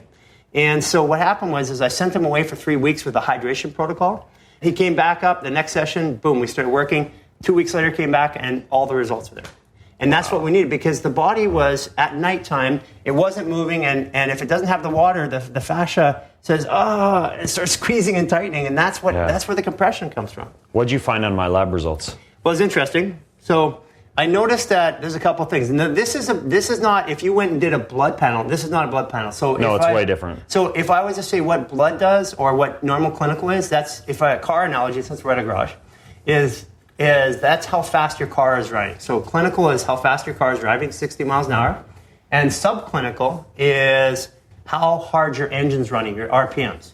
Right. So this is a subclinical result. So if we want to optimize your performance, we want everything to be down the green in here. And so what we noticed... So there's like red, yellow, and green. Red, yellow, and green. Green in the center, yellow on each, yellow, red on each side. Yep. And there's to show whether you're too low or too high or just right. Right. And so in your particular case, what we found is your adrenals... Well, first of all, nobody in LA has good adrenals. It's very, very rare. And that's part of the way that we live. But the way you live and you take care of your body... You can tell the most adrenals are great. And your oxidative stress is great. Those are the two markers. If you're a problem there, then we have other things, right? Right. But if there's a problem there, it's hard to fix. Yours is your liver's working a little bit too hard, and I notice you take creatine every day. And so take about 5 grams of creatine every day. Right. And you're also flying and traveling and stuff like that. Yep. So your liver was overworking, your kidneys are overworking, okay?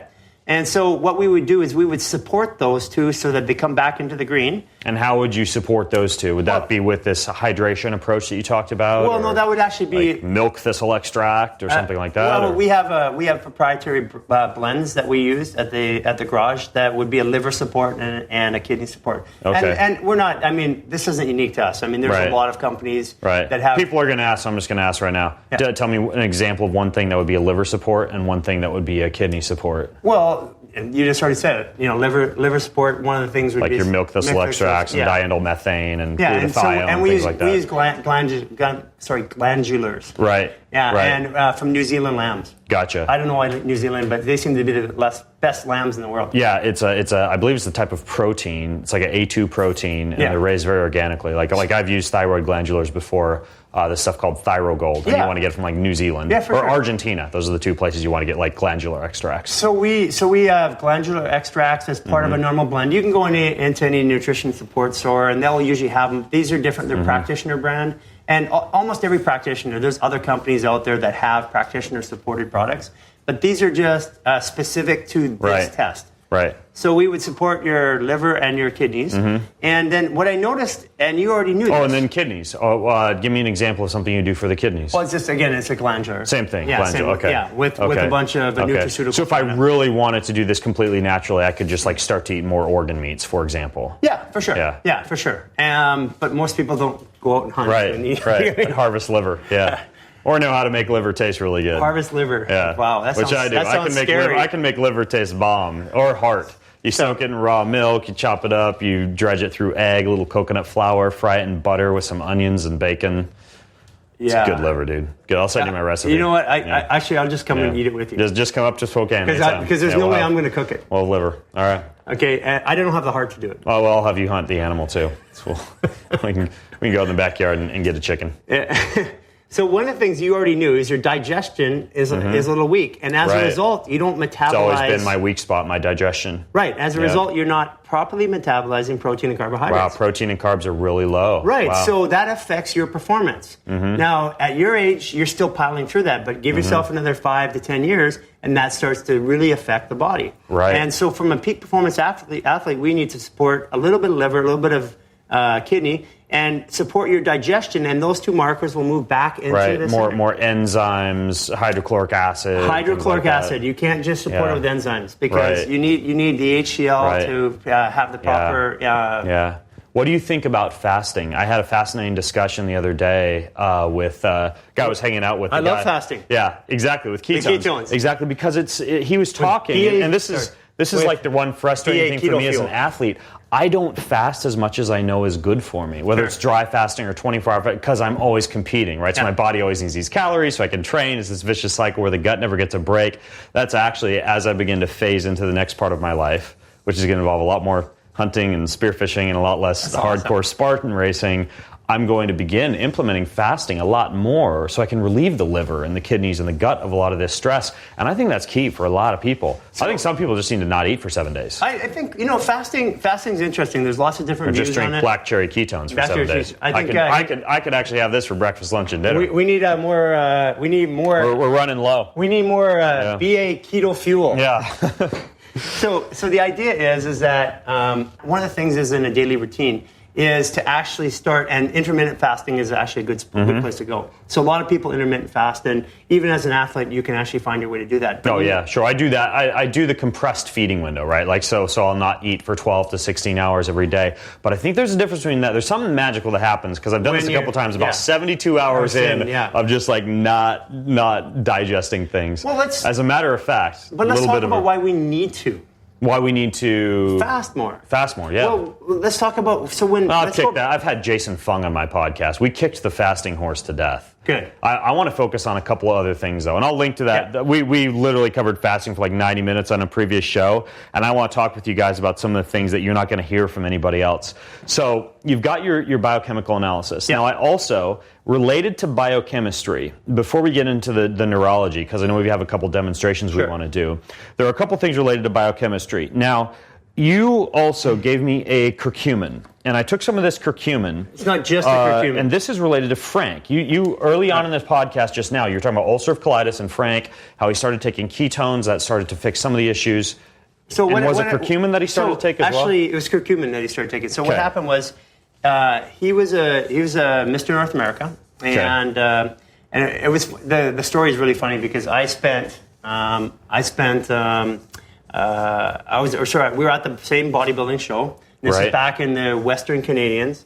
And I was on the show, and this one middleweight won the show, and I said, and I was a heavyweight. and I said, I'm going to meet this guy one day. And here it is 30 years later. We're working together. He was, just before his story's amazing. Franco Cavallari, PhD. he actually had he was going out to a competition, and he got taken to the hospital with his gut problem, and they diagnosed him with ulcerative colitis. And he had been like a scientist. He's a scientist. He actually been documenting everything. He actually went back and noticed that during periods that while he's taking curcumin, he had felt better. And basically, he went out and he said, wait, because they wanted to remove his colon. And he said, wait a second here. And he, what he did is he took some time and said, wait, stop. We're not going to do the colon removal. And he went back and started loading up on curcumin, and all his symptoms went away. So he spent the next 10 years of his life in a lab trying to understand why. And what he discovered is that in curcumin, there are 3 curcuminoids. And somebody want to give me the ORAC scale, please? I'm going to show them. There's 3 curcuminoids. Yeah, so and he named them 3 curcuminoid, 1, 2, and 3, very original. And the third curcuminoid was the anti-inflammatory property. And this is the cool part, because, and this is the third curcuminoid, he actually isolated it and then put it as a patent, and so it is a patented ingredient. And what it does in this Power Curc, we got 30 and 50. So look at the label: curcumin, dimethoxycurcumin, and bis-dimethoxycurcumin. That's the third curcuminoid? Yeah, that's the third curcuminoid. So that's why you call it BDM 30? Yeah, so this is actually Power Curc. 30 is a retail version. This is a practitioner version. Okay. And these products here, as you take them and you feel it within 45 minutes.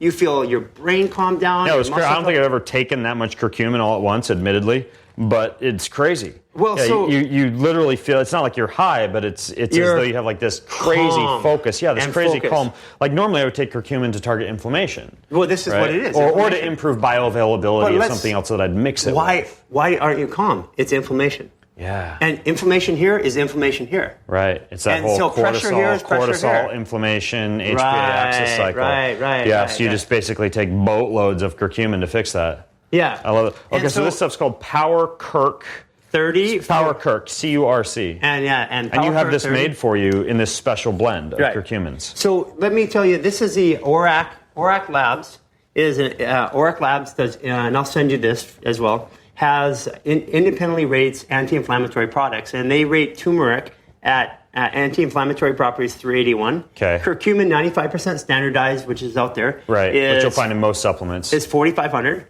This is 900,000. Yours is like almost 1 million. Yeah, almost 1 million. That's nuts. And that's why you feel it in 30 to 45 minutes, you feel it take over. Now I have to admit, like this isn't something I would use right after workout, because you don't want to quell the inflammatory response too much, right? You still want the hormetic effects of exercise. For after. Later, like before bed or something like that. Right. Yeah, so what you want is you want to drive up the inflammation and then calm it down, right? Mm-hmm. And so in this particular case, what Franco had done is he had patented this, and this patent is actually, what's interestingly enough about it, is that we've been using it clinically.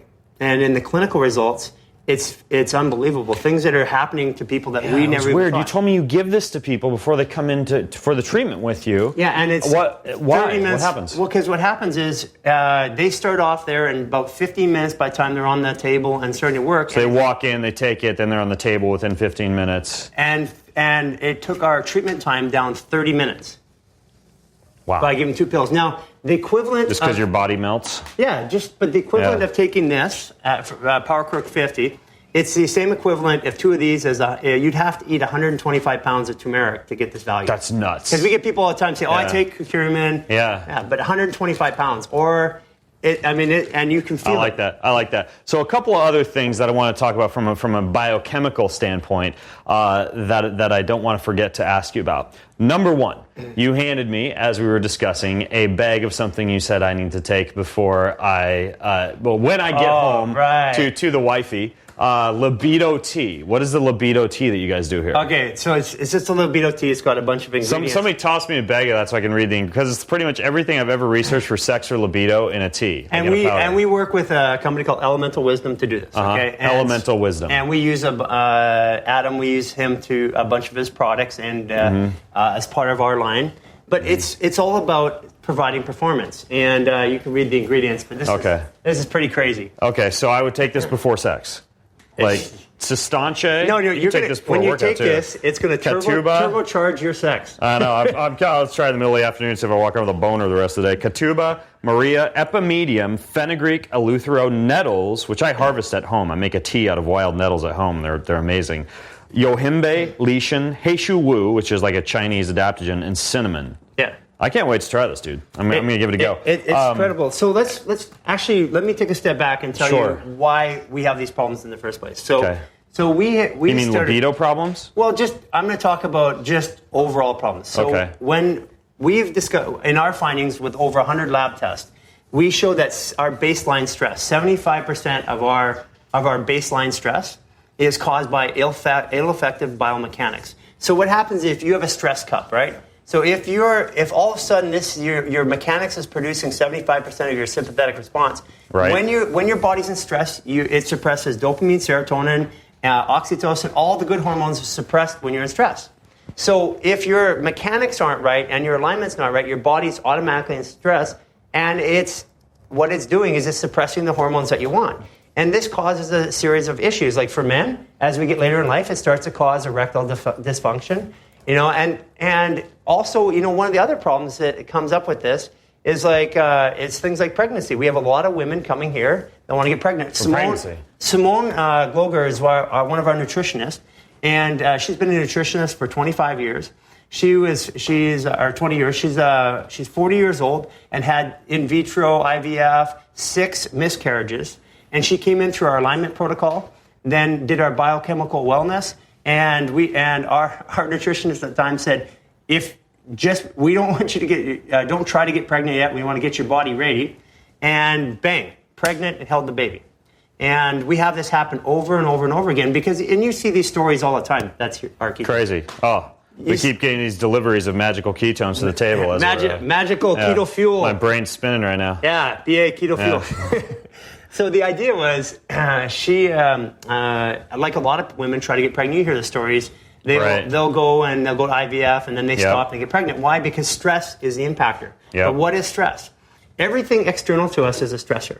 Okay. Our response to that stressor is a stress response. And we have to separate stressors from stress, because the stressor is what causes us to have stress. Our response is, and if our baseline stress is too high, then our stress, those outside stressors can make us feel overwhelmed and stuff like that. And more importantly, as that baseline stress, as our gut problems happen, as we get more inflammation, if we have more pressure in our gut, which is causing problems with the GI tract, and it's not relieving because we're not squatting, all these other things start to happen.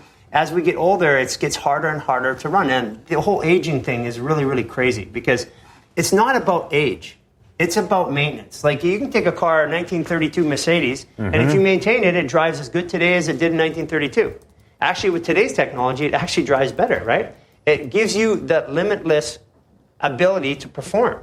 And what we're talking about is reducing the overall stress in your body by bringing down your baseline stress, being your, first of all, alignment. Once you're aligned, now you have less stress, your body's moving more fluidly. Then we start taking out all of the pressure in the gut and all the pressure through the muscles, and that's how we do the alignment.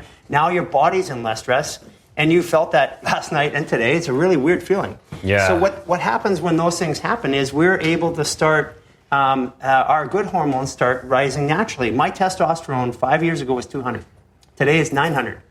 And I don't take testosterone. I don't take supplements. That's pretty good for total testosterone for a guy who's... you're 13 years older than me, right? Yeah, By the way... We have the same birthday. We share the same December birthday. 20th, 1981. You can send your gifts to. Yes. Okay, so a couple of other questions, specifically regarding kind of like the biochemical component before we turn to neurology, because I think a cool place to leave people with would be like a live demo of this neurology component. Yeah. But first of all, you are very into essential oils here, which you find at a lot of massage clinics and places. But tell me, when I came in, and one of the first things I noticed was this intense aroma of essential. I brought my boys in, and you were like, putting it in their hair, and they felt amazing. And this stuff's called oil wizardry. Essential oil wizardry. Essential oil wizardry. Dr. Nick. Why? Yeah, because I've dialogued with Dr. Awesome. Nick. I looked him up. He's in Oregon since then, and he's blasting these oils with like sound frequencies and doing all these crazy things. So tell me about the essential oils. Wow, when you go there, he'll actually take the essential oils. First of all, oils are not created equally. Yeah. And a lot of the big ones out there, multi-levels, they're good, but they're not even close to this. Right. And so what happens is that these oils alone, when he puts them in, you'll smell them, and then he puts them in a frequency bowl, and you take it out, it smells different. Yeah. That's crazy. A frequency bowl, meaning he's actually using like sound frequencies. Sound frequency. Yep, to embed the essential oils with frequencies. And again, I wouldn't believe it if I hadn't seen it with my own eyes. Right. And so what happens is I have a whole bunch of his oils on my desk back home now. I've been using them all the time in my diffuser. And granted, I know for those of you listening in that most of what you'll find at Greenfield Fitness Systems and on my website is this Young Living essential oil stuff, but I'm actually talking with Nick right now, and I know you guys are doing this too, about kind of like making some of his oils available to you guys. What's this I'm trying right now? Okay. That one there. So what I want you to do is rub it in your hands. Okay. Okay, this is how we get lots of energy from people. You want to get it off. Yeah. You're at a conference. Yeah. Go over your auric field now. Just kind of go over here. Okay. I know it seems a little weird, but just slowly go over your body. And you'll feel, as you go over your body, you'll feel like a tingling sensation without touching you. It's crazy. Like if I go like this. Oh, it's crazy, dude. And so this is how we get the energy. You guys got to watch the video. Go to bengreenfieldfitness.com/human garage. Watch this video. It's crazy. You can actually feel the energy from this oil. So what we do is we use the oils to help stimulate Tai Chi alignment of the nervous system. Because for us, it's all about alignment, right? Yeah. And alignment of the nervous system is super important as well, right? And we use it for different things. Like, here's a good one, if you ever want to know. And what was this one we just used to clear negative energies? That's called psychic protection. Psychic protection. That's the one we cool. When you're hanging out with energy vampires, do a little bit of that? Yeah. You're actually drinking this stuff. Peppermint? Oh, peppermint. Yeah, for digestion. You got... Yeah. Well... So if you've got gas, you put that on, and guess what? You also a lot of people are going to flip out because we just dumped essential oils into our mouths. These ones are... I've talked to a lot of essential oil people who say that's, it's caustic, or... I think my microphone's falling out here, by the way. I'll fix this real quick just so you guys don't lose audio. Oh, yeah. Okay, so this is the essential oils. If you just take a little peppermint and you have bloating or gas and you rub it on your tummy and you take a drop or two in your mouth, instantaneously within 10 minutes it starts to relieve the bloating. Yeah. And so you told me about this when I asked you that question. You said you just kind of you told me to put the pressure on the ileocecal valve to fix some of those issues we talked about earlier, and then you basically rub peppermint or like a digestive oil around in your belly. Yeah, that's a solution. That's a temporary solution, but the better one is to just fix the problem, which we do. Gotcha. So here's the thing. Here's a trick that people can do at home right now. You want to relax your body? Okay, as you saw on the table, we're rubbing fascial lines to relax the body, right? So let me show you some we discovered. Okay. So the first one is you rub your tummy this way. Clockwise? Yeah, as you rub your tummy clockwise, you'll start to feel your glutes, your calves, your hamstrings, the back of your neck start to relax. Feel that? Crazy. Okay, now what I discovered was, and it took us a while to figure out why, when a baby's formed off the uteral wall, the umbilical cord actually grows like this. And when the umbilical cord curls clockwise. Yeah, and actually we grow, we're spun into existence. So where else? And I figured, well, where are the primary fascial lines? Where do they meet? Well, another one's on the head. So the head, go like this way. Oh, you can do the back of your head and clockwise. if you do this, what you'll feel is your neck and shoulders start to relax. Yeah. It's crazy. All this stuff is just so simple. These are body hacks. Yeah, exactly. Our whole simple body hacks. And the crazy thing is, when you're doing the body work on me, same thing. I notice you guys are always going clockwise. Yeah. And we do go counterclockwise. Other directions for things. Now, here's another one. Here's another one. From the finger to the palm. Yeah, like move clockwise around the finger to the palm. And what you'll feel is your shoulder, your scap, your neck, your relax. It all relaxes. And then let's go the other way. So what we did is our fundamental belief is the human body is designed to heal itself. We didn't have doctors 2,000 years ago, so how do we do it? And what we're doing is we're learning all the things. I believe that somewhere around the world, in some sort of form, these things were known by somebody. Right. And what we're doing is... and you're actually, instead of keeping them a secret, you're actually systematizing them and teaching them to people here. Absolutely. I love it. You're like an open book. Okay, so one other question before we do the neurology. Yeah. Because I know people are going to ask this too. This THC thing. What'd you call it? So that's Sprig inspired. Sprig inspired. Okay, so fill me in on this. There's a company in Orange County that makes a soda called Sprig, and it has a THC isolate. And I've never been one for marijuana. What's a THC isolate? Well, it's what they do is they extract the molecule without the terpenes. Okay. Terpenes are like color, the flavor, or the experience. So each terpene you go on, you have THC, and you have all kinds of different. With THC, you have all kinds of different, highs and indicas and all that. But at the end of it, terpenes, and that's, by the way, this is why Dr. Nick's stuff is so great, because he used terpenes. He was a research scientist. He was formulating for the U.S. government, and he found terpenes that we could take out and use them in oils. That's what same thing that they were using in marijuana for all kinds of other things. So with THC, and you take the isolate, what happens is that you set the intention, and I'm happy to say that all these thought processes that came here came because I would immerse myself in an experience to want to understand my body. You used plant medicine to discover a lot of these things. Right. So I went out and legally got a license. Yeah. And went to my dispensary, and I would take a little. I'm not going out to get stoned and wired and baked. That's not my goal. My goal is to take a little bit to help free my brain from all of the. I do this. Like I write fiction on microdoses of LSD, and like I mentioned, I'll do a shroom trip every quarter or so. But I've never heard of sprig water. Well, it's a soda, and it's just I've never been able to have an isolate before, and I just noticed that whatever I set my intention at, all of a sudden I would get it. So my intention was to understand my body and understand why it was doing what it was doing. And what I do is I would take and I would write all kinds of notes. So I'd feel everything in my body, and I'd write the notes down. And in the morning, I'd get up and interpret them. Yeah. Because the interpretation is something. And you know what? Sometimes when you have like my body goes through these series of things, like the whole thing about the pressure. Mm-hmm. I had to have my idiosyncratic valve. One day it blocked 40 times. And as soon as it blocks, I feel it pull tight in my right foot and my left knee. Because it's pulling up like this, and it's rotating the femur. And the second that happened, I'd release it. And this is what led me to the understanding how to properly pressure release the intestinal tract. Yeah. And so what happens is that I would actually sit down and take a microdose, and then I would think through the process, and I would feel the sensations in my body. And that's how all of this new stuff is coming out. From singing and songwriting to fiction, it's kind of funny because my wife and I are like yin and yang, like we're complete opposites. So, she goes to bed and she doesn't use a sleep mask or earplugs or essential oils. And I'm over there on my side of the bed, like dialing in the temperature to 60 degrees and putting on my princess sleep mask and putting on my sleep phones with my binaural beats and my essential oils.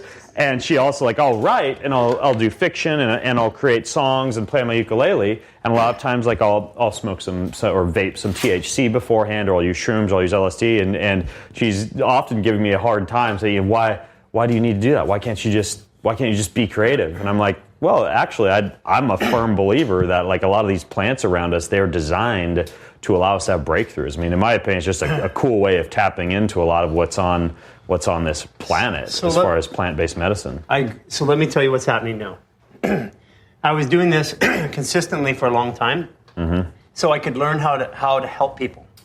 That was my intention, and it goes back to a personal story. Ooh.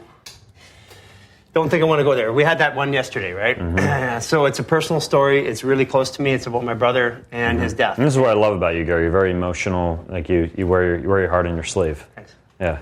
So what happened was, actually, I think I can talk about it now. My brother committed suicide 4 years ago, and he was 35 years with back pain. And after that, it was that's when the human garage started, because I knew I at that point I could no longer stop. I had to figure this out. No one else should ever have to go through. He went through 35 years of surgery. He went through medication, and finally he just decided it was too much. He ended his life. And sorry, breathe through it, man. So that experience is when I look back at it, when I had it with you on the table, you were helping me, and that's the whole thing. You're on the table. And I got to a spot, and then that's when you opened up to me, and you felt it. Remember? Yeah. And you said that, and it was my it was. It's like my whole body was electrified. Yeah, and that was my my experience. I was trying to my whole life figure out my problems, but then when it became my brother's problems, then it became something I had to do something about. Where it triggered is. He's 13 years older than me, and I'm 13 years older than you. Mm-hmm. And so that's when you said your date when we were doing the lab work, that's what caught me off guard. Same birthday. And I went home that night, and I thought about it and stuff like that. And the crazy part about it is that that's the drive. That's why I can't stop. Yeah. Because no one in the world should ever have to go through what he did. Yeah. And so back to the THC, and I was using it every day, just a little bit. Not, like I said, not crazy, just enough to lighten up the thought process. And then it came to a point through my alignment, because now my nervous system is calm. I don't need adjustments. I don't need body work like I used to. I don't have digestive. I don't take very many supplements at all right now. I basically take our BA keto fuel, and I take the Power Kirk. I take a thing we call Greenfield. I know your wife's back there. Does he ever take the libido tea? Well, libido tea we use all the time. Yeah. Yeah. So I don't take a lot of supplements right now because my body's feeling good. I only take what I need when I need it. Right.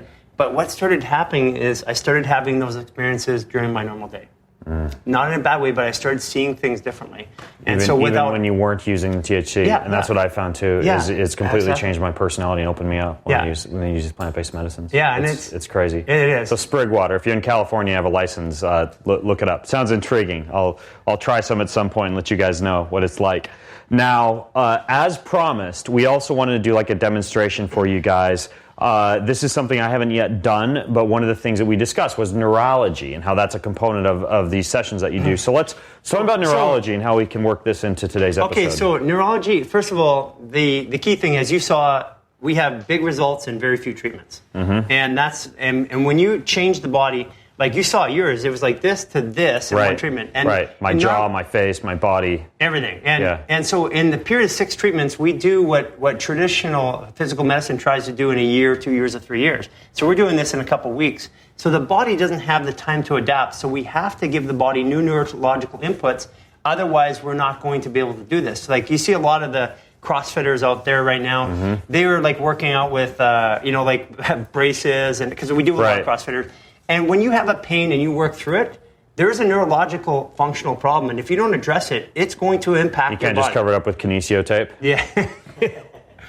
So I have no problem with kinesio tapes and everything else, but we need to fix why that problem is. Right. And that problem is about the way that brain, and you, at the end of it, we're doing some really heavy neurological work to reprogram your gait. Yeah. And you did some stuff on me that we can't show on camera because you're still licensing it, I know. That's right. You don't want to show it to the public too soon, but it's stuff I'd never done before. Right, and you'd see how precise it was, and what we're doing is we're repatterning your movement. You were like resisting me as I was moving through specific ranges of motion. And giving you neurological inputs as well. And so what we do is slapping me, tapping me. Right. Yeah, slapping, tapping, that's right. Yeah. And then we also have a series of lower grade neurological inputs. So like, for example, one of my issues is I had a vestibular issue.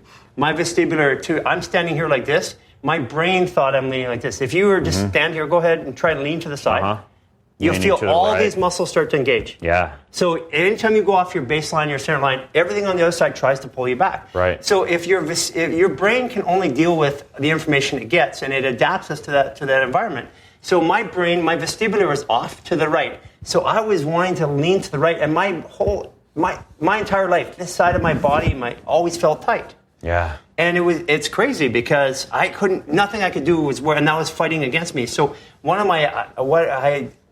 the things I couldn't get through, I needed to find out why I still needed to have body work, and we started addressing the neurology. And so Yari, who's our head of our progression. Back there.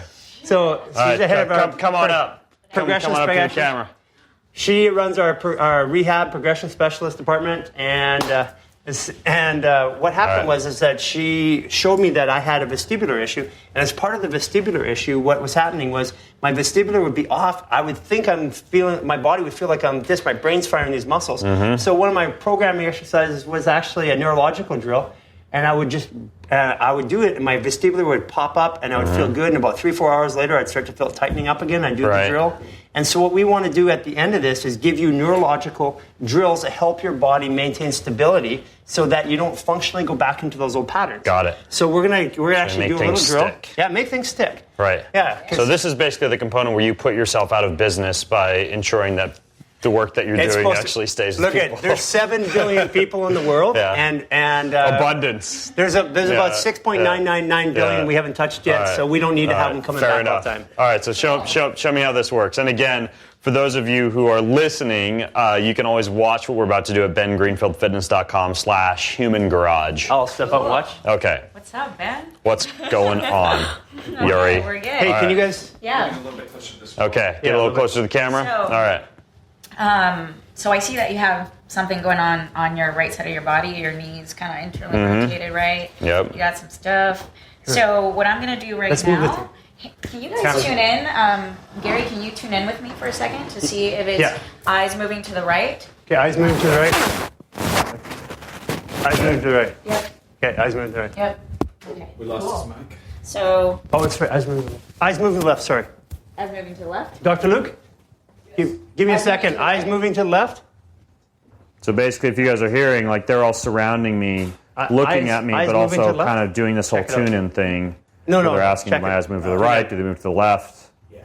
Eyes moving to the left. They're using their Okay. X-ray vision. Okay, cool. So what I'm going to have you do first is a test, right? So what I want you to do is raise your right arm just as high as you can. Okay. Let's see what that range of motion looks like. You can feel what that feels like, right? It's a little tight when we're going up. Yep. Right arm feels point. restricted. Cool. Is there a movement that you feel like you can't do or that will cause you pain right now? Yes. If I twist to the left, I get a lot of pain right there. Okay, so Yep. In my right hip. Got it. Can you put your hands together for me and do that? Okay. Yep. A lot less pain Okay. when I put my hands together. Okay, but can you Or do it again? significant Just amount. take it to the range of motion that you feel like, oh, Right about there, I start to feel a lot of discomfort. okay, cool. All right, so come back down. So I'm going to give you an eye exercise. And the reason why I'm going to do that, so we have three systems, right? We have the proprioceptive, how we feel and, in our bodies throughout space. And then we have our visual system and we have our vestibular system, right? Our vestibular is basically our inner ear balance. Yeah? So if we were to take your eyes out, if you were to just go like this, Okay. and you try to move around in this room, it would be more complex than if you had your eyesight, yes? Right. My hand smells like peppermint, by the way. We're activating the scent now. So you can understand how impactful that would be. And if you were off in your inner ear balance, like Gary is saying, if you're kind of tilted like this, you're going to walk like this around in the world, and then you're going to start to have a lot of tension in that side of the body, etc., until we start to address those particular issues with particular exercises that would go towards that. It's like if you want to grow your bicep, you do a bicep curl. Right. Or you do pull-ups, or you do anything that would engage the bicep. So if you were to do eye exercises that would pertain to your particular visual compensations that you may be having, and I can actually see in your face right now, like the symmetry between your eyes is just a little bit different. And, I'm just going to do an eye test on you, and let's see how this functions. Cool? Okay. Amazing. All right, so I'm going to have you, and I actually drew a little dot here. Can you see a little dot? I can see a little dot on your fingernail that you've drawn. Okay, so Yes. you know what? I kind of feel like I need a stool, guys, for this man. You're kind of short.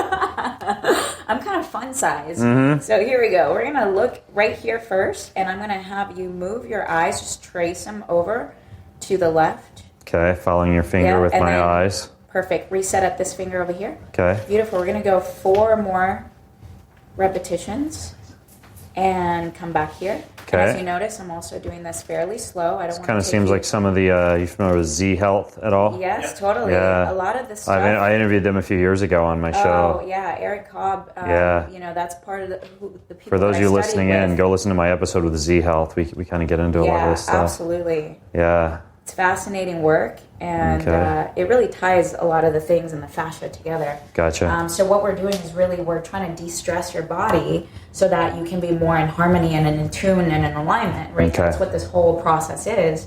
So now what I want you to do is I want you to try your arm again and raise it up and see if that feels different, or it feels tighter, or it feels the same. Feels a little looser. A little looser. A little more loose. More loose. Yeah. Wonderful. And then I want you to Got to practice my vocabulary. Yeah. It's gooder. Okay. It's gooder. Yep. And let's go that way. Okay. And tell me about any restriction or pain going on there. Still restriction right there. Okay, gotcha. The low back on the right. Okay, perfect. So come back to center, right? And so we're trying to discover what it is that's going on and what the best movements or best exercises are for your particular body. Now, I'm going to actually take it over to the right. I'm going to have you move your eyes over this way. Okay. I'm going to see if this movement is going to be better for your body than You don't the have other a one. dot in the other finger. This is don't going to be a have a hell of a dot. lot harder. Yep. And so come back here, and I'm actually going to re-straighten out your head there. Okay. Okay. So right here. Got it. Just follow my fingernail. Okay. She's raising up her fingers. I'm just basically following them, right here. tracking. Yep. You're just tracking my finger. Beautiful. And then come back to center. Good, and breathe and relax your body as you do this. You don't want to tense up. as you're doing this. Excellent. And let's go one more time, por favor. Here we go.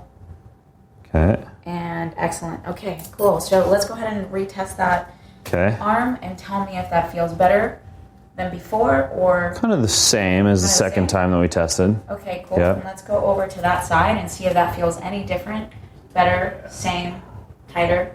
A little bit more range of motion, it feels like, when I rotate to the left. Yeah. Okay, cool. Yeah, slide them out. Another exercise, and this one's a little bit more proprioceptive. The reason I'm going to do this one in particular is because, are most of your injuries on your right side of your body? They are. Yeah. Okay, so I'm going to give a little stimulation. Most of my injuries are actually covering my entire body, but maybe more on my right. Yeah.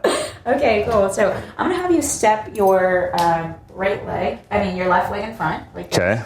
Cool. And what I'm going to have you do with this leg in particular is you're going to formulate circles. So when you formulate circles with your knee, so you're really isolating the knee more than you are moving around with your hips, and you're going to lock that leg at the top of the movement. Yep, and so when you do it, I'm just going to kind of guide you a little bit and come all the way up where you lock your leg at the top of that movement and look straight ahead for me. We don't want to rewire your body looking down. We want to have you more biomechanically correct in your posture, right, as we do this. And we're going to keep going for about another 6 repetitions. And the reason a higher volume of repetition for you is because you're an athlete, and so you might require more stimulus. And for those of you listening in, we're just basically moving my knee through like a circular range of motion. There. And on your own, I really want you to focus, hyper-focus on creating that circle. When we have linear movement, it's much easier for the brain. When we have circular movements, it's a little bit more challenging. Take some focus. Right, focus, stimulation for that brain. So we're activating your cerebellum on this side of your body. We're activating your PMRF on this one, which is what stabilizes this side of your body. PMRF? Yeah, pons modulary reticular formation. Oh, wow. Well, let's stick with P. That's it's better PMRF. Cool? Yeah, okay. And let's go actually one more on that and make it bigger, range of motion. Perfect. Beautiful. That's it. Now we're going to reverse that. And I'm going to give you just 8 more. Okay, same thing, left leg, except we reverse direction. Exactly. So we want to basically lubricate that joint all together. And we're also mobilizing, your hip at the same time, your ankles. So these are secondary things that are being mobilized. But the most important thing about this particular exercise is I'm just trying to create a responsive stability on this side of your body. And so if it works for you... So moving the left leg through range of motion, the left knee through range of motion to create a responsive stability on the right side. Correct. Okay. Exactly. And so we're going to test it because I still have to test you and see if that works. But based on the logical sense that it makes and intuitive sense that, I kind of got right away, we need to move this side of the body in order to create that response. We're going to test to see if this improve and this improve. And also... just normally, we would have you walk. We don't have enough room right now to walk, but the basis... As we do everything we do here, we walk it off. We walk, right? Yeah. Because that's what you do on a daily more than anything else. Yep. And so by looking at your gait pattern is how we get to determine, is it biomechanically moving better, or is your speed faster, is your that's 8 more in flow? There. Beautiful. Okay, so let's stop right there. Okay. Excellent. So I want you to come back to your original position. Okay. Excellent. And go ahead and raise that right arm for me. Okay. Okay. How does that feel? A little more range of motion, it feels like. Yeah. Great. Yeah. Very and let's go ahead on to that hands side. clasped in front and rotate to the left. Correct. A little better. A little better? Yep. Okay. Beautiful. Is there a little less pain as well? Feels like a little less tightness in the lower right back, Right, and those are the kind of responses that we want. Interesting. That's how you are trying to reduce the level of stress in your body. And if you can think of every single step that you take is 2 to 3 times your body weight. Right. So if you're walking biomechanically incorrect, you can understand the level of force that you're creating daily and the level of stress. Right. The fascia tissue starts to formulate around that too. So it's like this whole combination that's happening. And we're just, again, wanting to have your body become more in alignment. So we couple the neurological with the fascia, and that's how we put everything together. And, of course, the chemical processes of the nutrition, as you've heard, and bring everything together, vocabulary, bringing everything mind, body, soul, because it's all one of the same, and to separate it is to it's a very holistic approach. Absolutely. Very interesting. So what I want to point out is that we do the work I did with you on the table is like from a neurological standpoint is like 1,000 times stronger than the work that we're doing here, because I'm instantaneously changing you in one motion. But this is to help support that. So once we get you that, we put you on the table, we program it, but we want your brain to continue to support it with neurological inputs and proprioceptive exercises. And that's what this team does. We have 12 people that are doing this. And what we do is, since we have a lot of people that can't get to the garage, what we do is we actually put a Skype sessions, because people always ask us, how can we help you if you're not there? And so we do this internationally even. We do Skype sessions with them. And what we do is we watch them walk. That'll be useful for people who can't fly to LA to do this. Absolutely. And what we do is we set up sessions with them with our progression specialist. They analyze their gait over Skype. They go through drills and exercises just like they were here. Because really, we don't have to touch you. This is all about watching how you move and how you stand, and because the way your body and your muscles function is based on the way your brain sees the world. And so we can see what's going on by the way that you move. And that's what we're doing. And this is something that we started doing because we had all these people flying from other countries for alignment work, and we had to develop a process to help them. Yeah. And now we're offering that out with all these people. So for people who can't get here, we do that. It's a great idea. I still think that if you are listening in, it's worth it to make the trip to LA. It is. Now, I know that you guys also have things like, I'm gonna go okay, thank you so much. Yeah. Okay, see you later. You have, so I know you work with a lot of celebrities and pro athletes. We don't have to name drop or anything, but I've sent people your direction and it just changed their lives. They've sent me before and after photos. You work with a lot of folks, but I think from what I understand, or I get the impression, it's like hard to get in. Like if people are listening in, because you go to your website, I don't see. Yeah. So what is the best way for people to connect with you after they've listened to this podcast? Do they just go get on the wait list, or actually just go get on the wait list? Okay, so just go to humangarage.net. Yeah. Now, if they mention my name or this podcast or anything like that, does that help out at all? We will accelerate them. We'll work something out. We'll accelerate them for the We haven't even talked about this at all yet, but I want to make sure my peeps are taken care of. Tell you what, I'll have the web guys actually put a special markup where they're referred from, and they're referred from you. We'll bring them in first. Okay, cool. So just make sure if you go to humangarage.net, let them know that you came over, you listened to the show, or mention my name, and they'll try and get you some VIP or some white glove treatment. Yeah. At least come in and try some ketone esters, a little bit of peppermint oil. That keto fuel, by the way, I'll put links for you guys. The keto fuel, the Power Kirk, all that stuff. I'll put that in the show notes too, so you can grab some of that stuff as well. I'll make that available to you right in the show notes at bengreenfieldfitness.com/Human Garage. We have only scratched the surface of the mind-blowing things that they're doing here. You guys got to come in here. You have to experience it to believe it, in my opinion. Hey, Ben, I want to say something. And Gary, go ahead. So why we're scaling up and why we're systemizing is that we actually we're hiring more people, and we're sending remote teams. So we're going to be popping up in New York by the end of this year, roughly, early next year. Oh, that's amazing. So we're going to go there every 2 weeks. And then in Vancouver, because a lot of our celebrities are shooting in Vancouver. Yeah. And it's hard for them to get to us during the shooting season, so we're going to be going to them. Yeah. And the other thing, too, that all this makes possible, I have two co-founders, and I could just introduce them if that's possible. Yeah, sure. They're co-founders. We need somebody to hold the cameras here. So my wife, who is my original partner, and the person who gets to try out a libido tea with you. And your wife's name? Anella. She has a name. And what's more important is she signs all the checks. Yeah. Yeah. They don't let me sign checks. That is important. Yeah. And then, it's funny because I've spent my entire life looking, I love business. I love scaling businesses, and I spent my entire life looking for that number two, the guy who could actually balance me off. And in 2012, I walked into the Beverly Hills Courier. He was running a newspaper. It was a family-run newspaper.